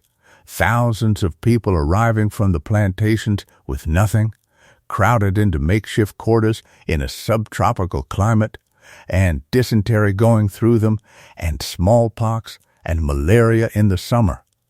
The Army's medical service was overwhelmed and in many cases hostile. She worked in the contraband hospital at Beaufort, and she washed people and fed them, and there is a description of her arriving in the morning with a basin and going along the rows, and of the flies and of the fact that she went into the smallpox wards when others would not and did not catch it, which she took as a sign and which everybody around her took as a sign as well. She also, and this is the detail that historians of medicine keep returning to, treated dysentery successfully with root medicine. She had grown up in the marshes of Maryland, where enslaved communities kept an entire practical pharmacopoeia in their heads, because doctors were for white people and a sick worker had to fix themselves. She knew roots and barks and herbs. In South Carolina, with an epidemic running through the camps and men dying at a rate that frightened the surgeons, she went out into the woods at night and found what she needed, and boiled it, and gave the bitter black liquid to the worst cases, and enough of them recovered that the Army sent her to Fernandina in Florida, where the same sickness was killing soldiers. And it worked there, too. Nobody wrote down the plants. She was never asked in a way that would have preserved it. That knowledge went into the ground with her generation, which is a genuine loss. Now here is the part that I always find quietly outrageous, and I am going to say it without raising my voice because it is nearly 2 a.m. She was not paid. The federal government did not pay Harriet Tubman a wage for her hospital work. She received, over 3 years of service, something in the region of $200 in irregular scraps. She was entitled to draw Army rations as a person attached to the department, and after a few months, she stopped drawing them, deliberately. Because the people in the camps had noticed that she was getting government rations and had begun to think of her as one of the Northern staff rather than one of them, and her whole usefulness depended on not being that. So she gave up the only material support she had in order to keep the trust of the people she was working with, which left her with the problem of eating. And her solution to that problem is my favorite thing about her, because it is so absolutely characteristic. She went into business. At the end of each day's work, she would go back to her quarters and bake. She made pies and gingerbread, and she brewed root beer, and she hired other women in the camp to carry it out to the soldiers and sell it. And she paid them out of the takings and lived on what was left. There was a woman running a small food concession for the Union Army at Beaufort, South Carolina in 1863 in order to fund her own unpaid military service, and that woman was Harriet Tubman. And she did the baking at night after nursing all day, and it worked. Somewhere in the middle of that, in January of 1863, the Emancipation Proclamation came into effect, declaring all enslaved people in the rebelling states free. And there were readings of it out loud on the Sea Islands, under the live oaks, with the moss hanging down, to thousands of people sitting on the grass. And a spontaneous singing broke out at the end that the Northern officials present did not organize and never forgot. And in the same season, the Union Army began, at last, to enlist black soldiers. The first regiments raised in the South were made up of the very men who had walked into those camps. And the moment there were black regiments, somebody had to find out what was upriver. In the spring of 1863, the commanding general of the department, David Hunter, gave Harriet Tubman a written authorization to travel anywhere in the department on any government transport, free of charge, and to organize and direct a group of scouts. There were 9 or 10 men in that group, most of them former river pilots, boatmen, fishermen, and plantation hands who had come into the lines from the country upriver. She ran them. She reported directly to the department command. She was, in every functional sense, the head of a military intelligence unit. And she was the first woman in American history to plan and lead an armed military expedition. And none of it appeared on any organizational chart because there was no box on the chart that could contain her. Think about why she was uniquely suited to it.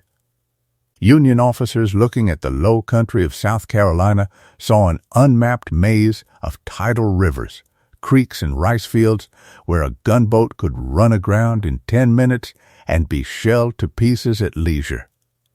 What they needed was information that could only come from the people who lived there, and the people who lived there were not going to give it to a white officer in a blue uniform. Because trusting men in uniforms had gone very badly for a very long time, and nobody in those fields knew what these particular ones wanted. She could go where they could not.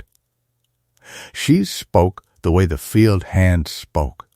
She could walk up to a group of women at a wash place and be, within 10 minutes, one of them. And she had spent 11 years learning precisely how to ask a stranger a dangerous question. And she had, on her side, a reputation that had travailed ahead of her down the coast in ways the Armory could not have arranged on purpose. There were people on the Combahee who had heard of Moses. So, through the spring, her scouts moved up the rivers by night in small boats and on foot through the rice country, and they came back with the kind of information that wins engagements. Where the pickets stood, which plantations held how many people, where the overseers slept, which landings had firm ground and which were mud, how far the tide came up and at what hour, which causeways ran between the flooded fields so that people could reach the bank at all, and, crucially, where the torpedoes were. The Confederate forces had mined the Combahee River. These were not modern mines, but they were entirely capable of tearing the bottom out of a steamboat, barrels of powder sunk in the channel and fixed, waiting. And the men who had been made to place them, or who had watched them being placed from the bank, were enslaved men working on those same plantations, and some of them were now talking to Harriet Tubman's scouts. So by late May of 1863, the Union command at Beaufort possessed a working chart of a mined river drawn from the memories of men who could not read, assembled by a woman who could not read, and it was accurate. The officer chosen to command the raid was Colonel James Montgomery, a Kansas man, a hard-weathered, difficult figure who had ridden with John Brown in the border wars and had the same absolute convictions and rather fewer scruples. He commanded the 2nd South Carolina Volunteer Infantry, a regiment of formerly enslaved men, and he trusted Harriet Tubman completely, and the two of them planned the operation together. Now, the river. We come back to it, as I promised, and I am going to take it slowly, because it deserves that, and because you may well be nearly gone by now, and this is a good thing to be nearly gone inside. On the evening of the 1st of June, 1863, 3 shallow draft steamers left Beaufort. The John Adams, the Harriet a Weed, and the Sentinel. About 300 soldiers of the 2nd South Carolina were aboard, and a section of artillery, and Colonel Montgomery, and one small woman in a plain dress. The Sentinel ran aground almost immediately in the Sound and had to be abandoned, and its men were distributed among the other two, and the remaining pair went on.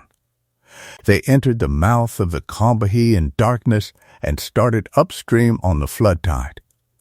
I want you to have the country, because the country is the whole feeling of the thing. The Combahee runs through what was then the richest rice-growing land in the United States.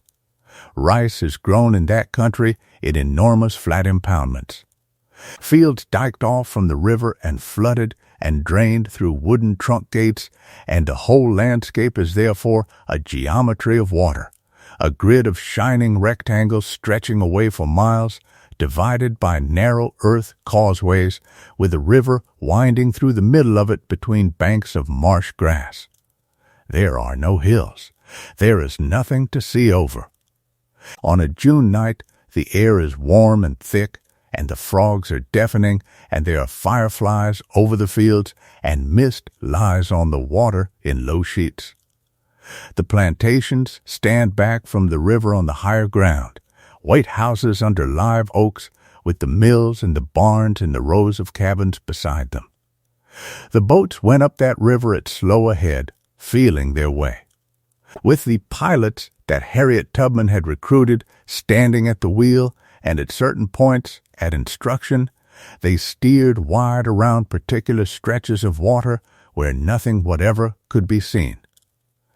Because a man who no longer lived there had once told a scout that the barrels were sunk on the left of the channel below the second bend. The mines did not go off. Not one. That fact alone is the operation. They came up past midnight through the sleeping country, and the whole thing depended on absolute silence, and got it. At the first gray of dawn, the two steamers reached their positions, and parties of soldiers went ashore at the landings, and the operation began. The soldiers moved inland and set fire to the plantations. That was Montgomery's method, and it was the point of the raid as the Army understood it. The rice barns went up, and the mills, and the great houses, and the stores of provisions that were feeding the Confederate Army in Charleston. Bridges were burned. The wooden trunk gates in the dikes were opened so that the tide flooded the standing rice crop and destroyed it. Millions of dollars of property in the money of the day went up in that single morning, and the smoke of it could be seen for a very long way, and that is what was reported in the Northern papers as the military result. But the smoke was not the point. The whistle was the point. Because as the fires started and the light came up, the people in the fields and the cabins looked out, and they saw two steamers standing in their river with a black regiment on the decks. And they understood, in the space of about 10 seconds, exactly what was being offered, and they came. They came down every causeway between the flooded fields, running, women with babies on their backs and babies in their arms, and a child holding each hand, men carrying old people carrying pots. They came with bundles on their heads, with chickens under their arms, with pigs squealing under one arm and a child under the other, with steaming rice still in the pot because they had been cooking breakfast, with the whole ordinary contents of a life gathered up in 30 seconds. Somebody brought a bag of rice with a baby sitting on top of it. Somebody drove a pair of shoats down the bank ahead of them, refusing to leave good livestock behind for the fire. The overseers rode out to stop them, and were overrun by their own numbers, and by the sight of armed black soldiers standing at the water's edge, and gave it up and rode away. The steamers could not come in to the bank, because the water was too shallow and the mud too soft, so the people had to be ferried out in rowing boats, and there were only 4 of them. And this is where the morning nearly came apart. Several hundred people crowded onto the mud at the landings, and the rowboats came in, and everybody tried to get into them at once, which is not cowardice. It is simple arithmetic performed at speed by people who have understood that this boat is the only one there has ever been. They grabbed the gunwales. They would not let go. The oarsmen could not get the boats away from the bank. The soldiers shouted and were not heard. The tide, which had brought the steamers up, was going to turn, and when it turned, the steamers would have to go with it or sit on the bottom in daylight in front of Confederate artillery, and every soul on that bank would be left standing in the mud with the plantations burning behind them and no future at all. Montgomery, on the deck of the John Adams, turned to Harriet Tubman and asked her to speak to her people. And so she stood up in the stern of a rowing boat, in the smoke and the noise, in a dirty dress with a skirt torn, with 200 or 300 terrified strangers in front of her, and the tide beginning to slacken behind her, and she sang. She sang a simple song, and the words were about Uncle Sam being rich enough to give them all a farm, and the melody was one they knew, and she waved her hands at the end of each line. And the crowd, being a crowd of people to whom singing together was the deepest social instinct there was, answered her. They threw up their hands and shouted the chorus back. And in the moment their hands were in the air, they were not holding on to the boats. The oarsmen pulled away. The boat went out to the steamer, unloaded, came back. She sang the next verse. Hands went up. The next boat went out. She unloaded a riverbank by singing to it, verse by verse, for hours, until every single person was aboard. By the time the tide turned and the two steamers backed away downstream, they were carrying 756 people, and various accounts add several dozen more. Every one of them had woken that morning as somebody's property, in a rice field, and by nightfall they were in Beaufort, walking off a gangplank into a country where they were not. Not one Union soldier was killed. Not one of the freed people was lost. They were landed at Beaufort and marched up to a church, and a minister spoke to them, and 100 or so of the men who had come out that morning enlisted in the army before the week was over and went back up those same rivers in uniform. The newspapers in the North carried it. The Boston Commonwealth in July printed a report that described a black woman leading the raid, and that is one of the few contemporary printed acknowledgments she ever received, and it was published without her surname at first, because she was still, technically, an escaped slave, and printing it would have been a legal problem in Maryland. 756 people. In 11 years of the Underground Railroad, working alone at enormous personal risk, she had brought out around 70. In one night, with an army behind her, she brought out more than 10 times that number. That contrast is, I think, the argument of her whole life, and she seems to have understood it completely. She never went back to the individual work after the war. And she never spoke about the raid as a personal triumph. She had spent a decade proving that the thing could be done one family at a time, and then, the moment a state was willing to put boats and men behind it, she showed what the same knowledge could do at scale in a single morning. She was not a symbol of resistance. She was an operator who had finally been given resources. She stayed in the field for the rest of the war. That summer she was at Fort Wagner on Morris Island in Charleston Harbor on the evening of the 18th of July when the 54th Massachusetts, the famous black regiment raised in the North, led the assault on the fort across the open sand. The attack failed at terrible cost. Colonel Robert Gould Shaw was killed on the parapet with his men, and nearly half the regiment fell, and the courage of it changed Northern opinion about black troops permanently and at once. Harriet Tubman was there, and she helped with the wounded afterwards, and she described that evening in a single image that is the most quoted thing she ever said. She said it was like a great harvest of death, and that the lightning was the flash of the guns, and the thunder was the roar of the cannon, and the rain that fell was the blood, and when they came to reap the field, the crop they gathered was the dead men that they carried away. She could not read a word. That is a sentence built by somebody with an ear as good as anybody in that century.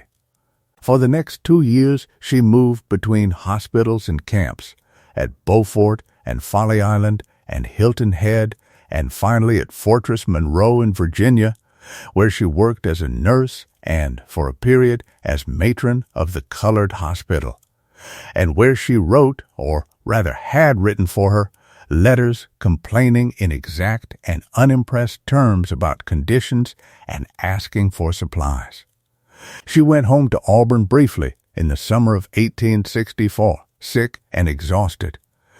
And while she was there, she met and spoke with a woman who would later become the connective tissue of the American women's movement, and she also, at some point in those months, sat down with Sojourner Truth, the other great formerly enslaved woman orator of the age. The two of them disagreed about Abraham Lincoln, which is a wonderful thing to know. Sojourner Truth had met him and admired him. Harriet Tubman would not, at that stage, praise him, because black soldiers were being paid less than white soldiers, $7 a month against $13, and the government had refused to fix it, and she considered that the measure of a man's real opinion. She changed her mind later, after his death, and said so plainly, which is more than most people manage. The war ended in April of 1865. Lee surrendered at Appomattox. Lincoln was shot 5 days later. The 13th Amendment passed through the states that December and abolished slavery in the United States, and 4 million people were, at a stroke, no longer property. Harriet Tubman was 43 years old and had spent 3 years in the field, and now she went home. And on the way home, in October of 1865, she was thrown off a train. She was traveling from Philadelphia to New York on a government half-fare pass, entitled to it by her service, and the conductor refused to accept it and told her to get out of the carriage and go into the smoking car. She refused, and she explained who she was and what the pass was, and he called 3 other men, and between them they dragged her out of her seat and threw her into the baggage car, and in doing it they broke her arm, or badly wrenched her shoulder, depending on the account, and the other passengers in the carriage watched, and, according to her, several of them called out encouragement to the conductor. She was injured for months afterwards and never fully recovered the use of that arm. I put that here, right at the end of the war, deliberately, and not to leave you with a bad taste. I put it here because it is the exact hinge of the second half of her life. That is the year the fighting stopped and the other thing started. And the other thing was going to take 48 more years.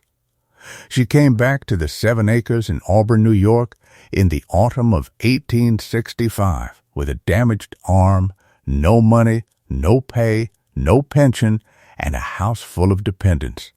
Her father Ben was there, well into his 80s.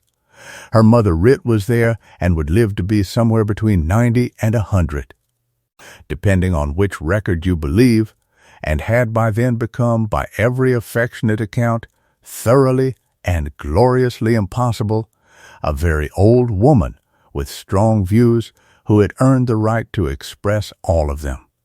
There were nieces and nephews. There were the brothers, now the Stewart brothers, farming nearby. And there was a steady, never-ending arrival of other people, old, ill, out of work, out of luck, with nowhere else on earth to go, who had heard that there was a woman in Auburn who did not turn anybody away. She did not turn anybody away ever in 54 years, and the consequence was permanent poverty. The farm produced. She grew vegetables and kept pigs and chickens and had an apple orchard, and she sold produce door to door in Auburn from a basket. And she took in laundry and did domestic work and cooked. And it was never enough, because the number of mouths kept increasing and because she had absolutely no capacity for saying no. Neighbors recorded her borrowing money from them in order to give it to somebody else.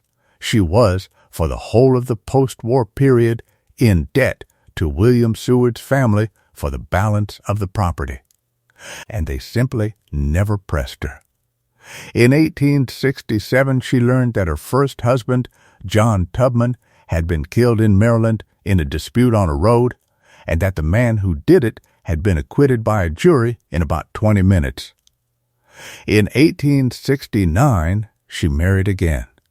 His name was Nelson Davis, and he was a veteran of the 8th United States Colored Infantry, and he had been born enslaved in North Carolina, and he was a brickmaker by trade and he was tubercular, and he was 22 years younger than she was.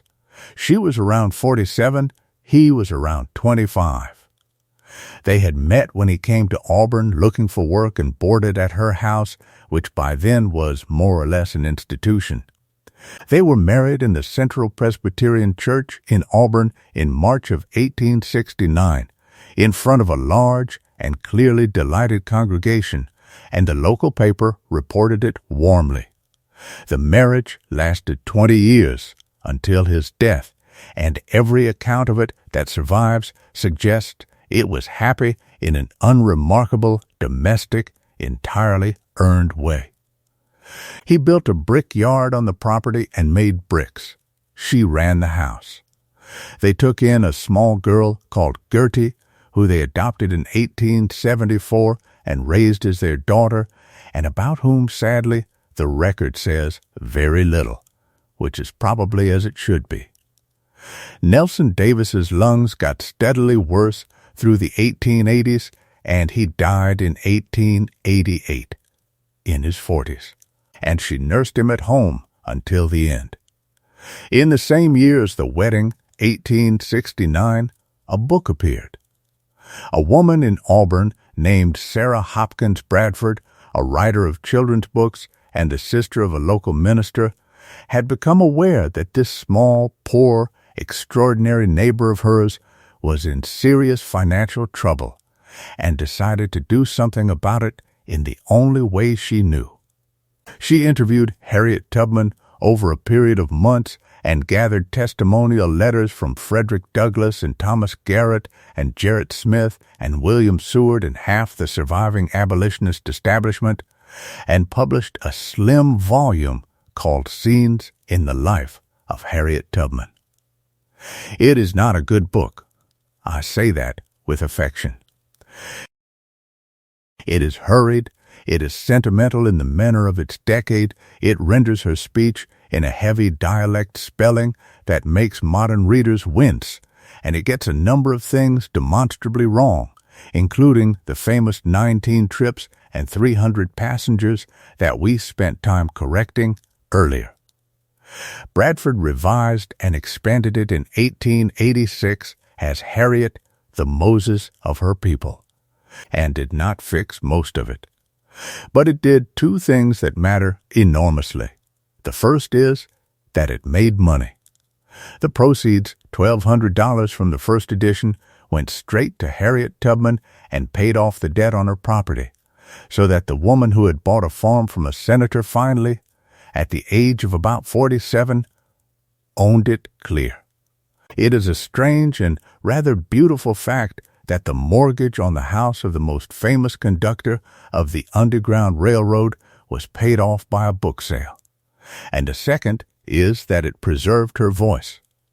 For all its faults, Bradford sat in a room with her and wrote down what she said, and a great deal of the language we now quote, the harvest of death, the glory over everything. The Never Lost a Passenger comes to us because a middle-aged children's author in upstate New York took the trouble to hold a pencil while an unlettered woman talked. Every historian who has since corrected Sarah Bradford has done so using material only Sarah Bradford collected. That is usually how it goes. The 1870s were the low point, and they contained the single most painful episode in her adult life, and it is painful precisely because it is so ordinary. In 1873, two men approached her brother John with a story. They were, they said, in possession of a trunk of Confederate gold brought north from South Carolina, worth around $5,000, which they could not sell openly because of its origin, and which they would let go for $2,000 in cash. It was a swindle. It was, in fact, a swindle so common in that decade that newspapers ran warnings about it, worked on people who had reason to believe that gold really had gone missing in the South and who had no experience of banks. She believed it. She raised the $2,000 from a wealthy Auburn acquaintance on the strength of her name. She went with the men at night to a wooded spot outside town to make the exchange. And there, in the dark, she was struck and knocked unconscious, and when she came round, the men were gone, and the money was gone, and what was left behind was a trunk of stones. She was 51 years old. She had led 13 expeditions into a slave state without a single loss, and she was robbed in a wood outside her own town by 2 confidence men with a box of rocks. The town rallied. The local papers reported it with real anger. The money was, in the end, largely made good by friends. But she had been publicly humiliated in a way that no amount of courage protects anyone from. And it fed a picture of her in some quarters as a simple, credulous old woman, which then quietly damaged her for years afterwards in the one arena where it mattered most. Because all through this period, decade after decade, she was fighting the government of the United States for the money it owed her, and being told over and over in polite official language that there was no provision for a person like her. The pension fight is the third act of this life, and it is the part that almost never gets told, and I want to give it to you in full, gently, because it is the truest thing in the story. Start with the plain facts of what she was owed. Between 1862 and 1865, she served the Union Army continuously for about 3 years as a nurse, a cook, a scout, and the commander of a scouting unit under written authorization from the department commander, with the results already described. For that service, she was paid, in total, roughly $200 in irregular fragments. A white male scout in the same department in the same period drew wages, rations, and afterwards a pension. She drew none of it. The problem was not, in the main, that anybody disputed what she had done. The problem was structural, and it is almost funny in its bureaucratic purity. The pension system of the United States paid soldiers, and she had not been a soldier, because women could not be soldiers. It paid Army nurses under a later act, but her nursing had been done as a volunteer with no formal appointment, because there had been no formal appointment available to a black woman in 1862. It paid for scouting and spying, in theory, through the Secret Service Fund, but those payments were made at the time and in cash and left no paper. And her authorizations were verbal or had been given by officers who were subsequently dead. Every door had a lock on it, and the reason each lock existed was that the category of person standing at the door had not been imagined when the doors were built. She began petitioning in the 1860s. She kept petitioning for over 30 years. She had help, and it was not small help. Secretary of State William Seward wrote on her behalf before his death. Generals who had served in the department wrote affidavits. Colonel Montgomery testified to what she had done on the Combahee. Charles Wood, a friend, compiled the case file. Congressmen introduced bills. In 1899, a bill went through the House and the Senate.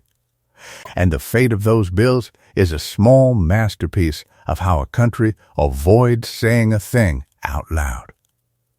In 1890, Congress passed an act granting pensions to the widows of Union veterans. Nelson Davis had been a soldier, so in 1895, after 5 years of paperwork and a dispute about whether she could prove her own marriage, Harriet Tubman was awarded $8 a month as the widow of Private Nelson Davis of the 8th United States Colored Infantry. Not for her own service, for his.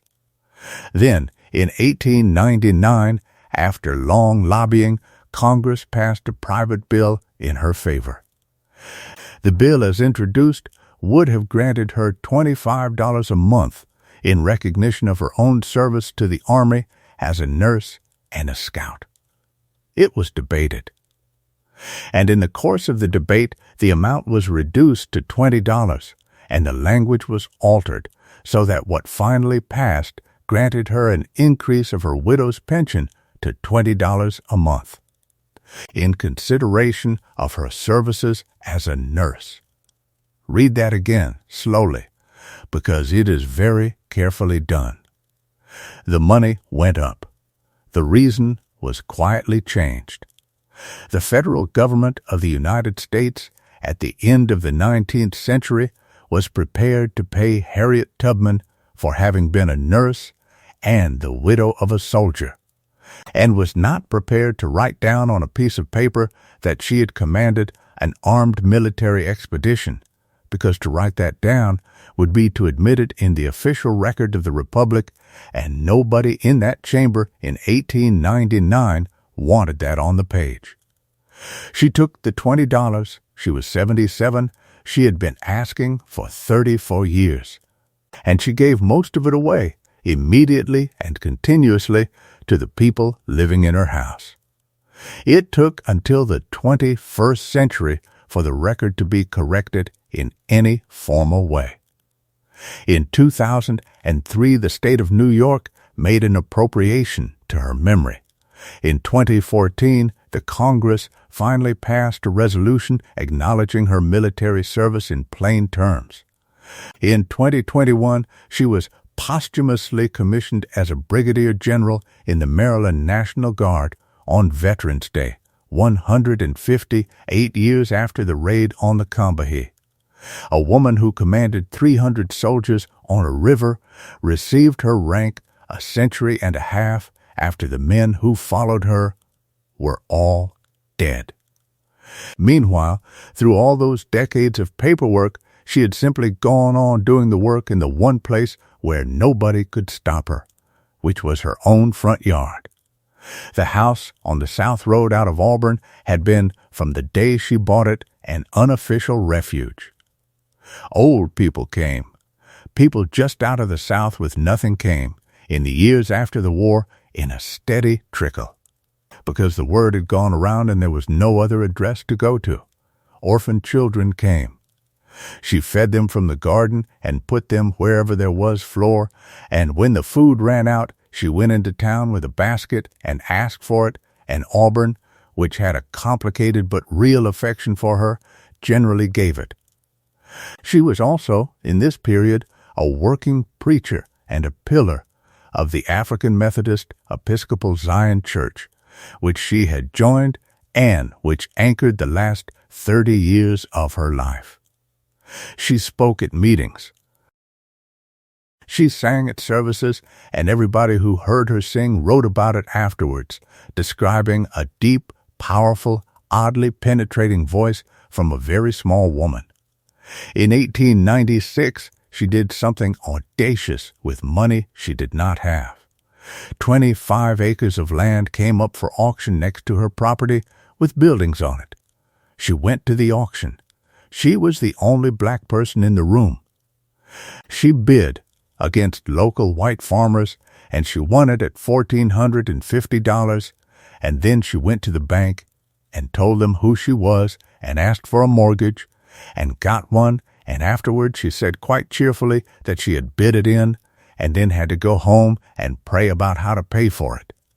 The purpose of the 25 acres was the thing she had wanted for 30 years, which was a proper home for aged and indigent colored people, an actual institution with beds and a roof and a permanent endowment rather than her own kitchen floor. She could not fund it. That is the plain truth. She held the land and the buildings and the debt for 7 years and could not raise the endowment, and in 1903 she made the sensible and painful decision to deed the whole property to the Ames Zion Church, which had the organization and the collection plates that she did not. The church duly opened it in 1908 as the Harriet Tubman Home for the Aged. She was 86 years old, and she attended the opening and spoke, and she was, by contemporary reports, both proud of it and quite tart about certain aspects of it. Because the church had decided to charge an entrance fee of $100 to residents, she thought that was ridiculous. She said, in public, at the opening, that when she gave the home over to Zion Church, what she wanted was a home for people who had nothing, and that if a person had $100, they did not want to enter a home. She was, at 86, still the only person in the room prepared to say the obvious thing. There are 3 more things from the long later years that I want you to have before we come to the end. And none of them are strenuous, so let your breathing go slow and even and just take them in. The first is the surgery. In the 1890s, the headaches got worse. She had lived with them for 60 years, since the afternoon at the Bucktown store, and in old age they became severe enough that she could not sleep, and the buzzing and pain in her head were, she said, constant. So she went to Boston, to Massachusetts General Hospital, and asked a surgeon to open her skull. He explained that there was anesthesia available, and she declined it. She had seen soldiers in the field hospitals of South Carolina bite down on a bullet while the surgeons worked on them, and she reckoned that whatever was good enough for those men was good enough for her. And she asked for a bullet and put it between her teeth and lay down. The surgeon cut into her skull and, in the language of the account, raised the bone to relieve the pressure. She lay there and did not cry out, and afterward she said that it had eased her and that she could sleep better, and she went home to Auburn and got on with things. She was in her mid-70s. You are allowed to be quietly appalled by that. I certainly am. But I also think it is the single most honest window into how she understood herself for her whole life. She did not consider herself a special case. She had decided long before that whatever the men in the field were expected to bear, she would bear, and she was not going to have a different arrangement. And that principle was so deeply set that it applied to an operating table in Boston 30 years after the war. The second thing is this suffrage work, and it belongs here because it is where all the strands come together. Through the 1880s and the 1890s, Harriet Tubman was a regular presence at women's suffrage meetings in New York State and beyond. She traveled to Rochester, to New York City, to Boston, and she spoke, and she was introduced to enormous applause. She worked alongside Susan B. Anthony, who lived in Rochester and knew her, and Emily Howland, and Martha Coffin Wright. She was there in 1896 at the founding meeting in Washington of the National Association of Colored Women as an honored elder, and the delegates rose for her. She was there at the New York State Woman Suffrage Association Convention in Rochester in the same year. There is a story from one of those meetings that is the whole of her rhetorical method in 3 sentences. A white woman in the audience asked her, sincerely, whether she really believed that women should have the vote. And she answered that she had suffered enough to believe it. Then she told them what she had done and what she had seen. And she said that she had gone into the field and nursed men and worked for the Union and lost her rest and her health and been paid nothing, and that she had done as much as any man, and then she stopped and let them do their own arithmetic. It is worth pausing on the fact that she did not live to see it. The 19th Amendment passed in 1920, 7 years after her death.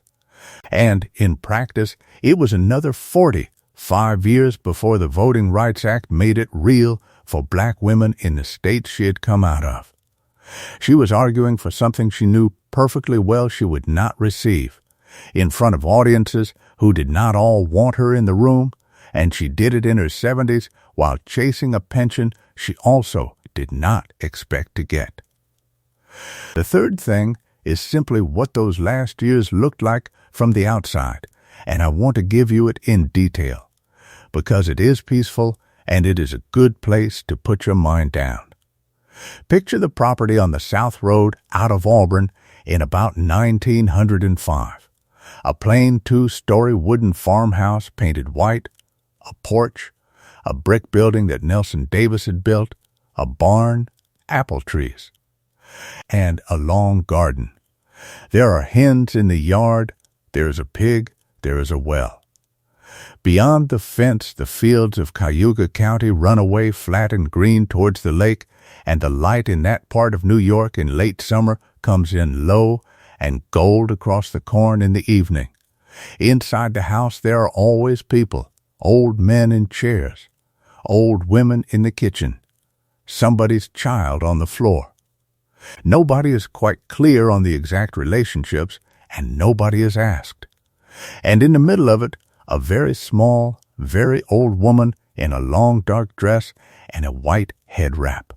Thin now, with her arm never having quite come right since the train, sitting in a rocking chair by the window with her hands in her lap, falling asleep mid-sentence several times an hour, and then waking up and carrying on the sentence exactly where she left it. She had visitors constantly in those years.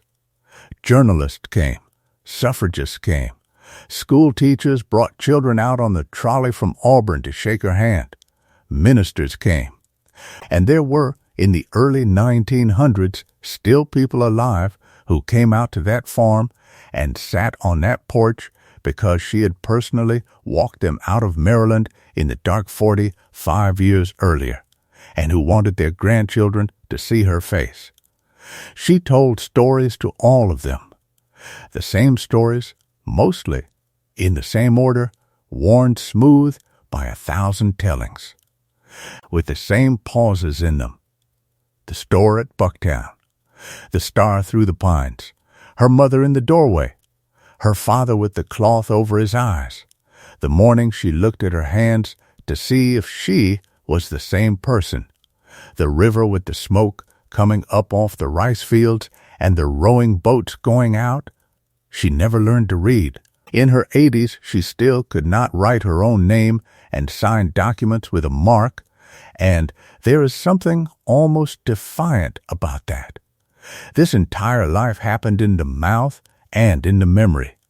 Every route, every safe house, every name, every plan, every argument she ever made in front of a congressional committee or a suffrage convention. All of it held in a head that had been fractured by a 2-pound weight when she was 12. She was poor to the end and never for one moment quiet about being owed. She was also, by every account of those final years, remarkably content and completely without bitterness towards individuals, and funny. Visitors kept noting how funny she was. She had a dry, level way of saying enormous things that made people laugh before they realized what she had actually said to them. Before we go to the end, I want to spend a little while on what happened to everybody else, because a life is also the people in it, and because these are gentle, slow, satisfying things to hear at this hour. Her mother, Rit, lived on in the Auburn house until 1880, dying at an age nobody could establish, somewhere between 90 and 104, depending on which census taker you trust. Having outlived slavery by 15 years and having complained, one hopes, right to the finish.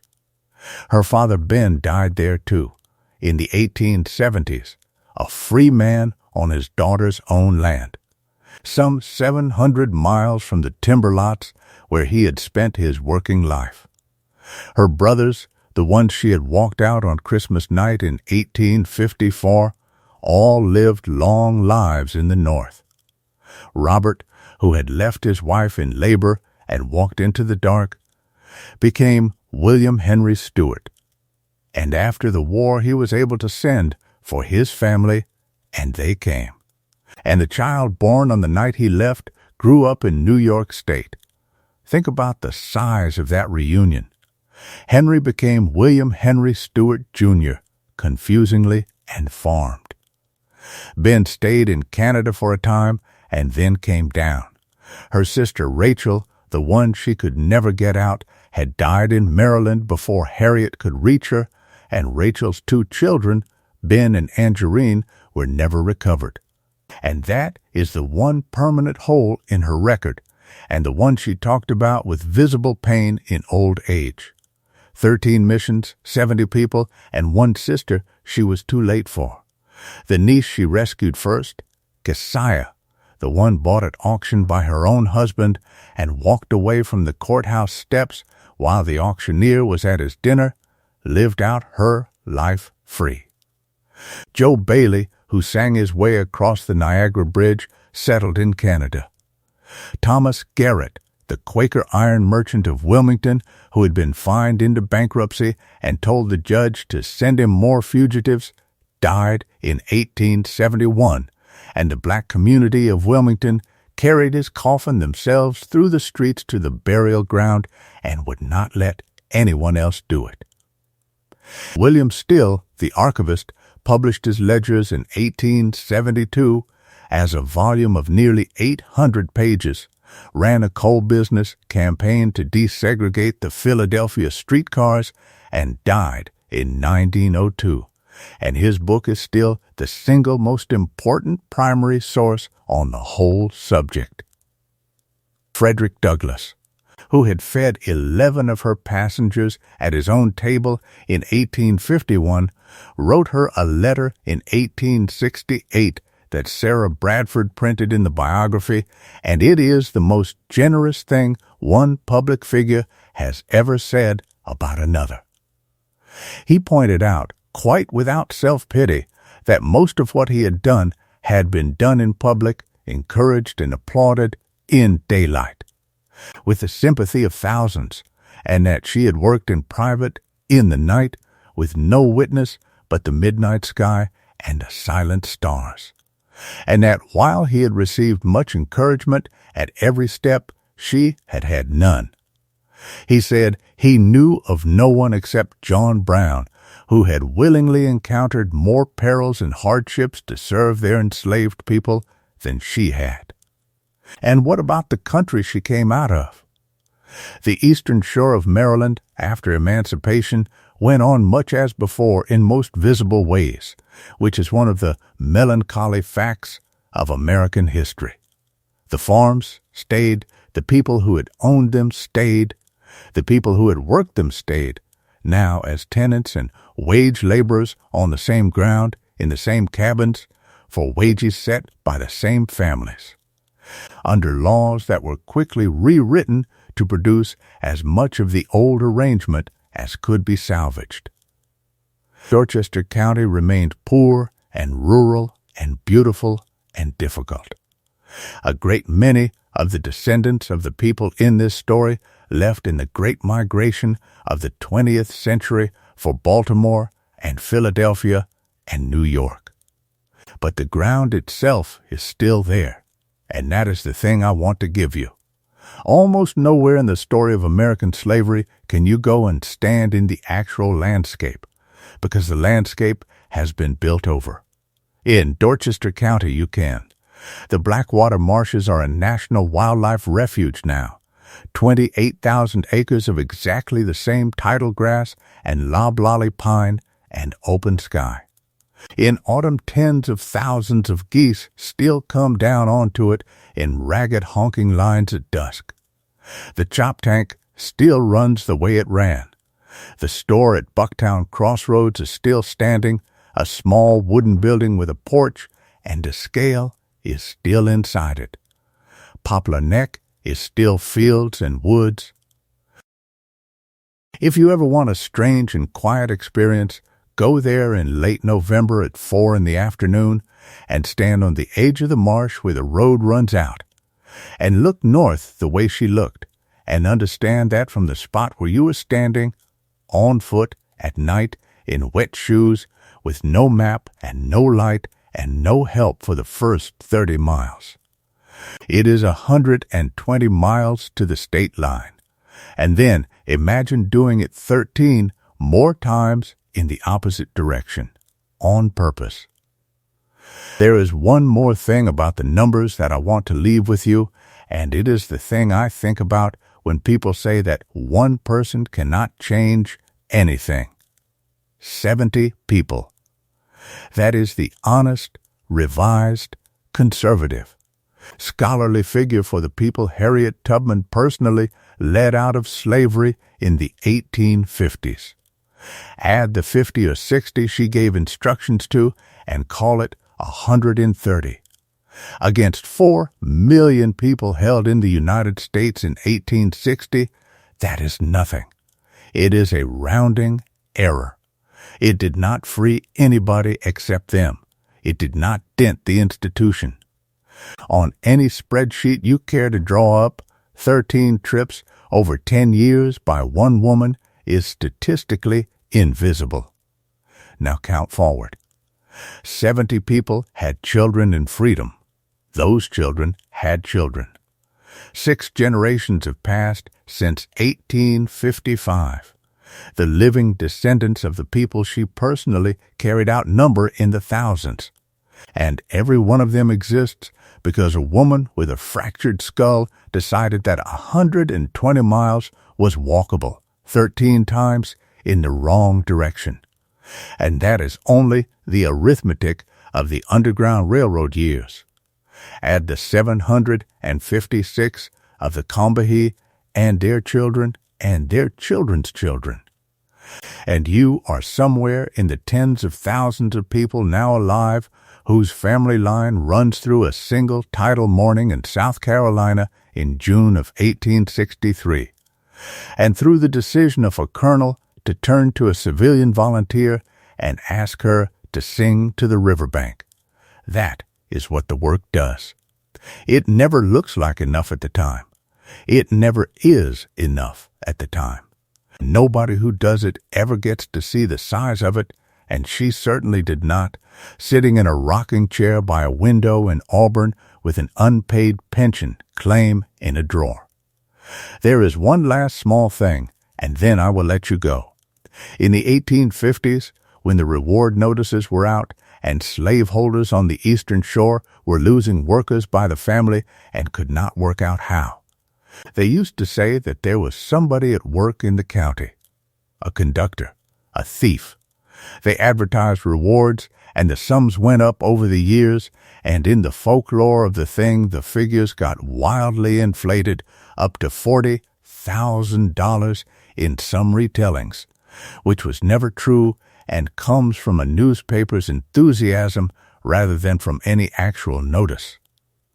The real rewards were in the hundreds of dollars, which was quite serious money, and they were posted for named individuals, and they never worked because the person they described was consistently imagined as somebody else. For 11 years, the slave owners of Dorchester County were looking for a man. They could not conceive of any other possibility. And so they searched for the wrong person in the wrong places, and every winter the same small woman walked in through the marsh at the bottom of their own fields, sat in the dark in a fodder house or a potato hole or the back of a wagon, gathered up the people who had sent for her, and walked out again. The single greatest asset she possessed was not courage. And it was not her knowledge of the country, though she had both in unusual quantity. It was the fact that the men hunting her had a fixed idea in their heads about what a dangerous person looked like, and she was not it, and they never once revised the idea. There is a lesson in that which I will leave lying on the table, unwrapped, because it is far too late at night for me to start pointing at things. In 1911, at the age of 89, she became too frail to keep house, and she moved the short distance across her own land into the Harriet Tubman Home for the Aged, which is to say, she became a resident of the institution she had founded, on land she had bought at auction, on a mortgage she had prayed about. She had almost nothing. A newspaper appeal went out that year in the black press asking for help for her, and money came in from congregations and from individual readers in small amounts, dollars and half-dollars from people who had grown up on the story, and it paid for her care.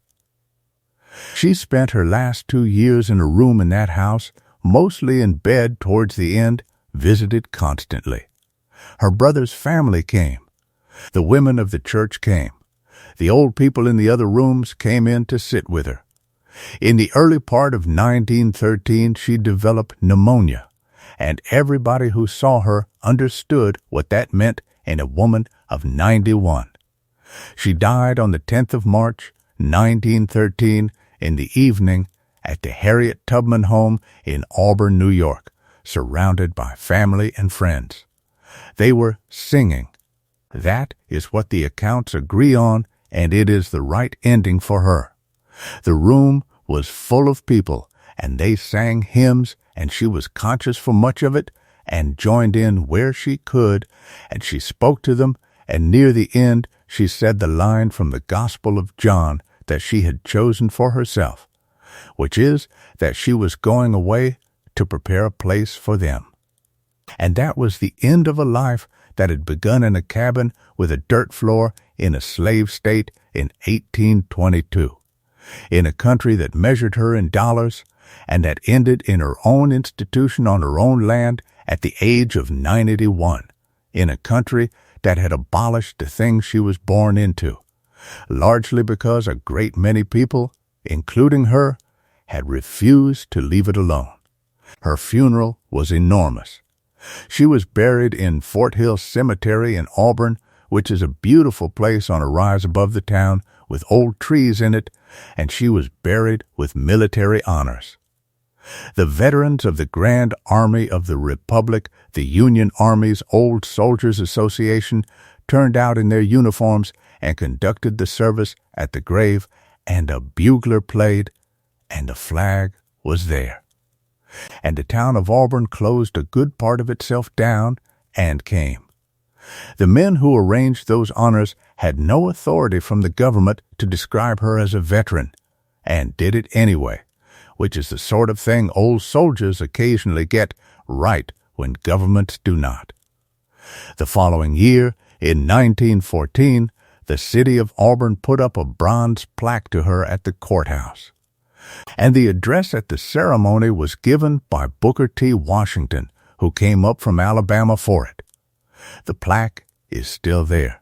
It describes her with the plain confidence of its era as having called herself the Moses of her people, and it notes that with rare courage she led over 300 people out of slavery, which is the Sarah Bradford number, and which we now know is wrong, and which I would not change for anything, because it is the number the people who are still alive believed, and the plaque is a document of them as much as of her.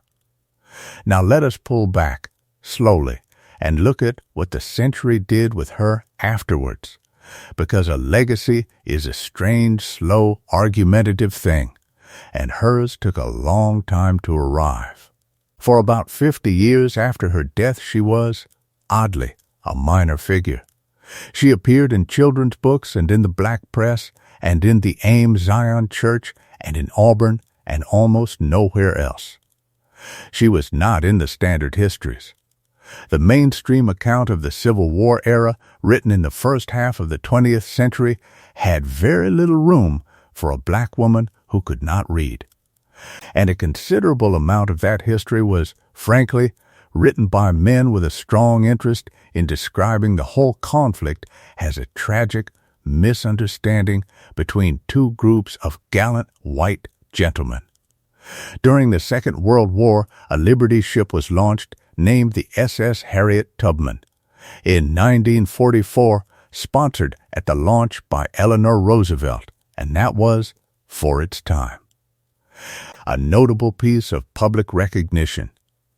But the real change came with the civil rights movement and the social history revolution that followed it. From the 1960s onward, when a generation of historians went into the county records, into William Still's ledgers, into the pension files, into the advertisements, and reconstructed from the ground up a version of the 19th century that had actual black people acting in it. And Harriet Tubman, it turned out, had left far more of a documentary trail than anyone had bothered to look for. The pension file alone is enormous, because 34 years of bureaucratic refusal generates a mountain of paper, and buried in that mountain are affidavits from generals and colonels and quartermasters describing exactly what she did on the Combahee River, filed and forgotten in a government office. The last 30 years have been a steady stream of corrections and honors. Her home in Auburn is a National Historical Park.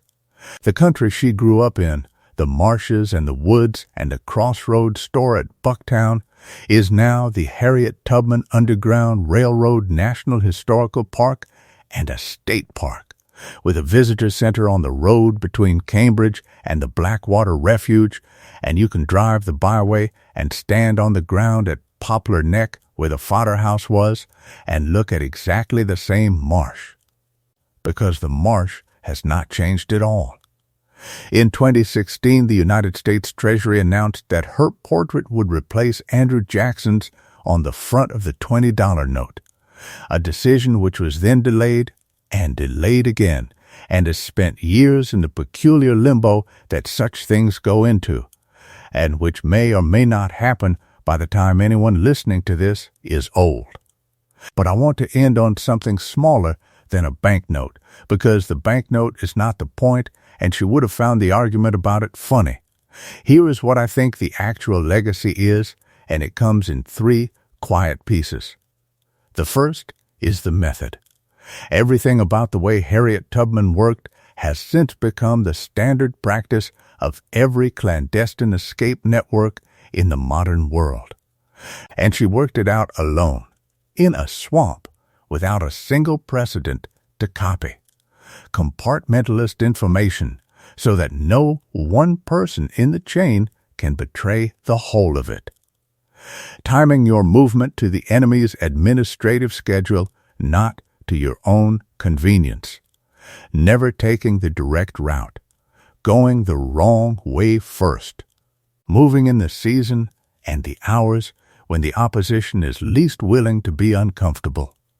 Signals hidden inside ordinary behavior. Absolute discipline about turning back, agreed in advance because the group is only as safe as its least committed member. Rest houses run by people who each know only the 2 nearest links. Every one of those principles was written into training manuals in the 20th century by men in offices who had never heard her name. The second piece is the argument she settled without ever making a speech about it, and it is the one I keep coming back to. The whole moral architecture of the slave states rested on a claim about the people they held, which was that those people were, by nature, incapable, dependent, without initiative, unable to organize or plan or lead, and were therefore better off inside the arrangement. And the single most efficient demolition of that claim in the entire 19th century was one very small, illiterate, epileptic woman from the Dorchester County marshes, who took 13 groups of people through hostile country over 10 years without losing anybody, and then planned and led a river operation that freed 756 people in a morning while 300 armed. Men did what she told them. There is no rebuttal to that. There has never been one attempted. It simply sits there in the record, and every generation that goes and looks finds it still sitting there. And the third piece is the part I actually think about most, and it is the reason her life is a good one to fall asleep inside rather than merely an impressive one. She did not stop. That is the whole thing, really. She escaped in 1849 and could have stayed in Philadelphia and lived a quiet, free life, and did not. She could have stopped after her brothers or after her parents and did not.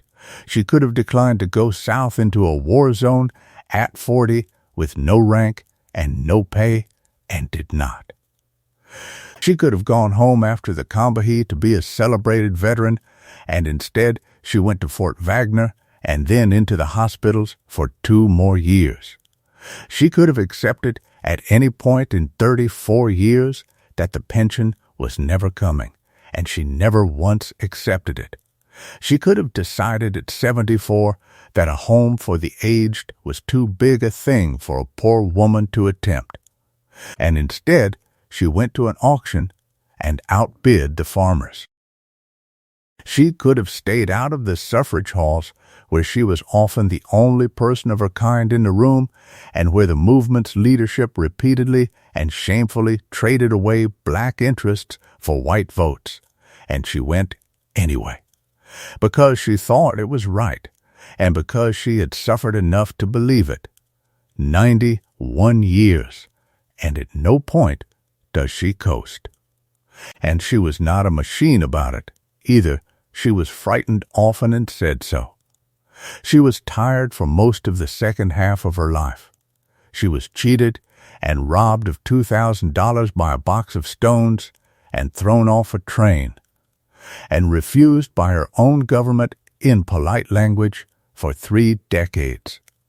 And the next morning she got up and did the next thing, and the thing after that.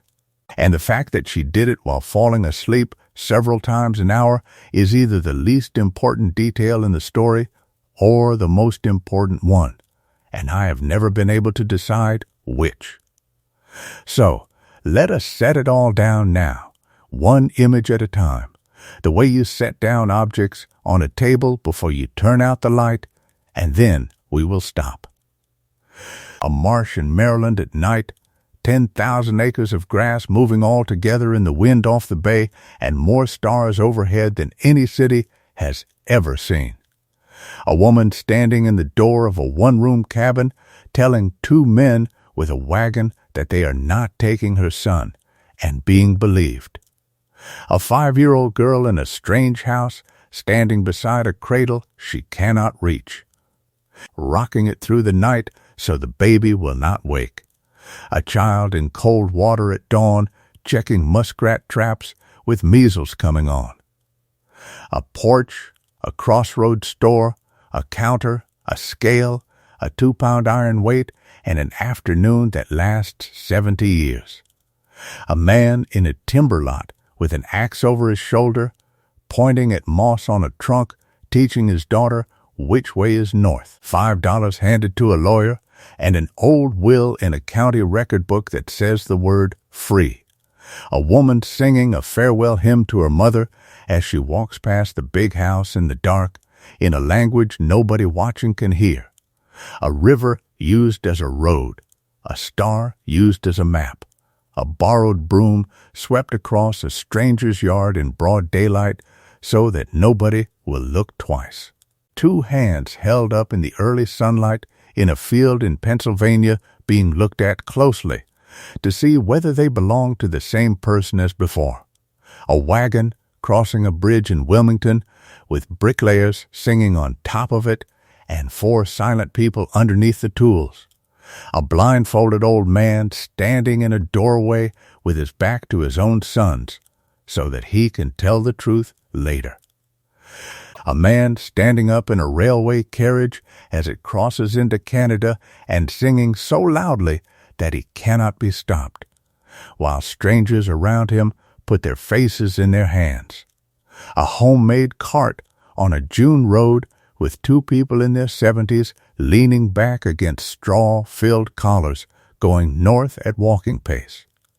A farmhouse in upstate New York with 7 acres, an orchard, and a permanent surplus of guests. An oven going at midnight in a camp in South Carolina, baking pies to fund an unpaid war, 2 steamers on a black river at 2 in the morning, engines almost stopped, going carefully around a place where the water looks exactly like all the other water, the sun coming up over flooded rice fields, and hundreds of people running down the causeways with pots and bundles and pigs and babies, and a small woman standing up in a rowing boat singing so that they will lift their hands and let go of the gunwales, a bugle at a graveside in Fort Hill Cemetery, and a line of old soldiers in their uniforms deciding on their own authority that she was one of them. And one last picture, and this one is the one I would like you to carry down with you. A house on a country road outside a small town in New York State, late in the summer of some year in the early 1900s. The evening light is coming in gold and low across the corn. There are apple trees. There is a well. There are hens settling in the yard and a dog asleep under the porch step. And somewhere in the house somebody is washing dishes and somebody else is talking, and the smell of supper is going out through an open window into the warm air. On the porch, in a rocking chair, a very old woman is sitting with a shawl over her knees and her hands folded in her lap. She is tiny. She is the smallest person there.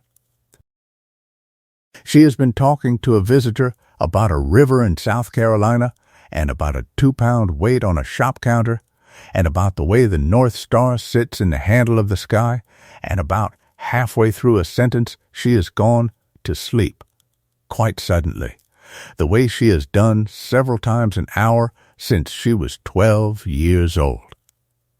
Nobody in the house is alarmed. Everybody there has known her for years. The visitor waits as visitors are quietly told to wait. The chair rocks and then stops. The hens go on settling.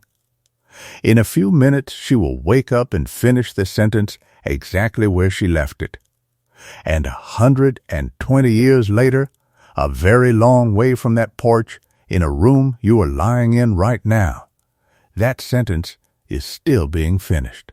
It is a good life to fall asleep to, this one, and I hope you have been asleep for some time already. If you are still with me, there is nothing left to do tonight. Let your jaw come loose. Let your hands lie open. Let the breath go all the way out, right to the end of it, and then let the next one come in entirely by itself, without any help from you at all. Nothing in the room needs you. Nothing tomorrow needs you yet. Are you still awake? If you are, there is another one of these already waiting for you on the screen. Another whole life told slowly in the dark, and it will be there whenever you want it, tonight or in a week. And if this one helped, you might leave a like on it and subscribe if you truly enjoy what I do here. And leave your location and your local time in the comments, because there is somebody else awake right now in another country entirely, scrolling down, looking for exactly that. She could not read a word. She could not write her own name. She was 5 feet tall, and she fell asleep without warning for 79 years, and she never lost a single passenger. Close your eyes now. The lamp is going down. Good night and sweet dreams. We will light it again tomorrow night for somebody else.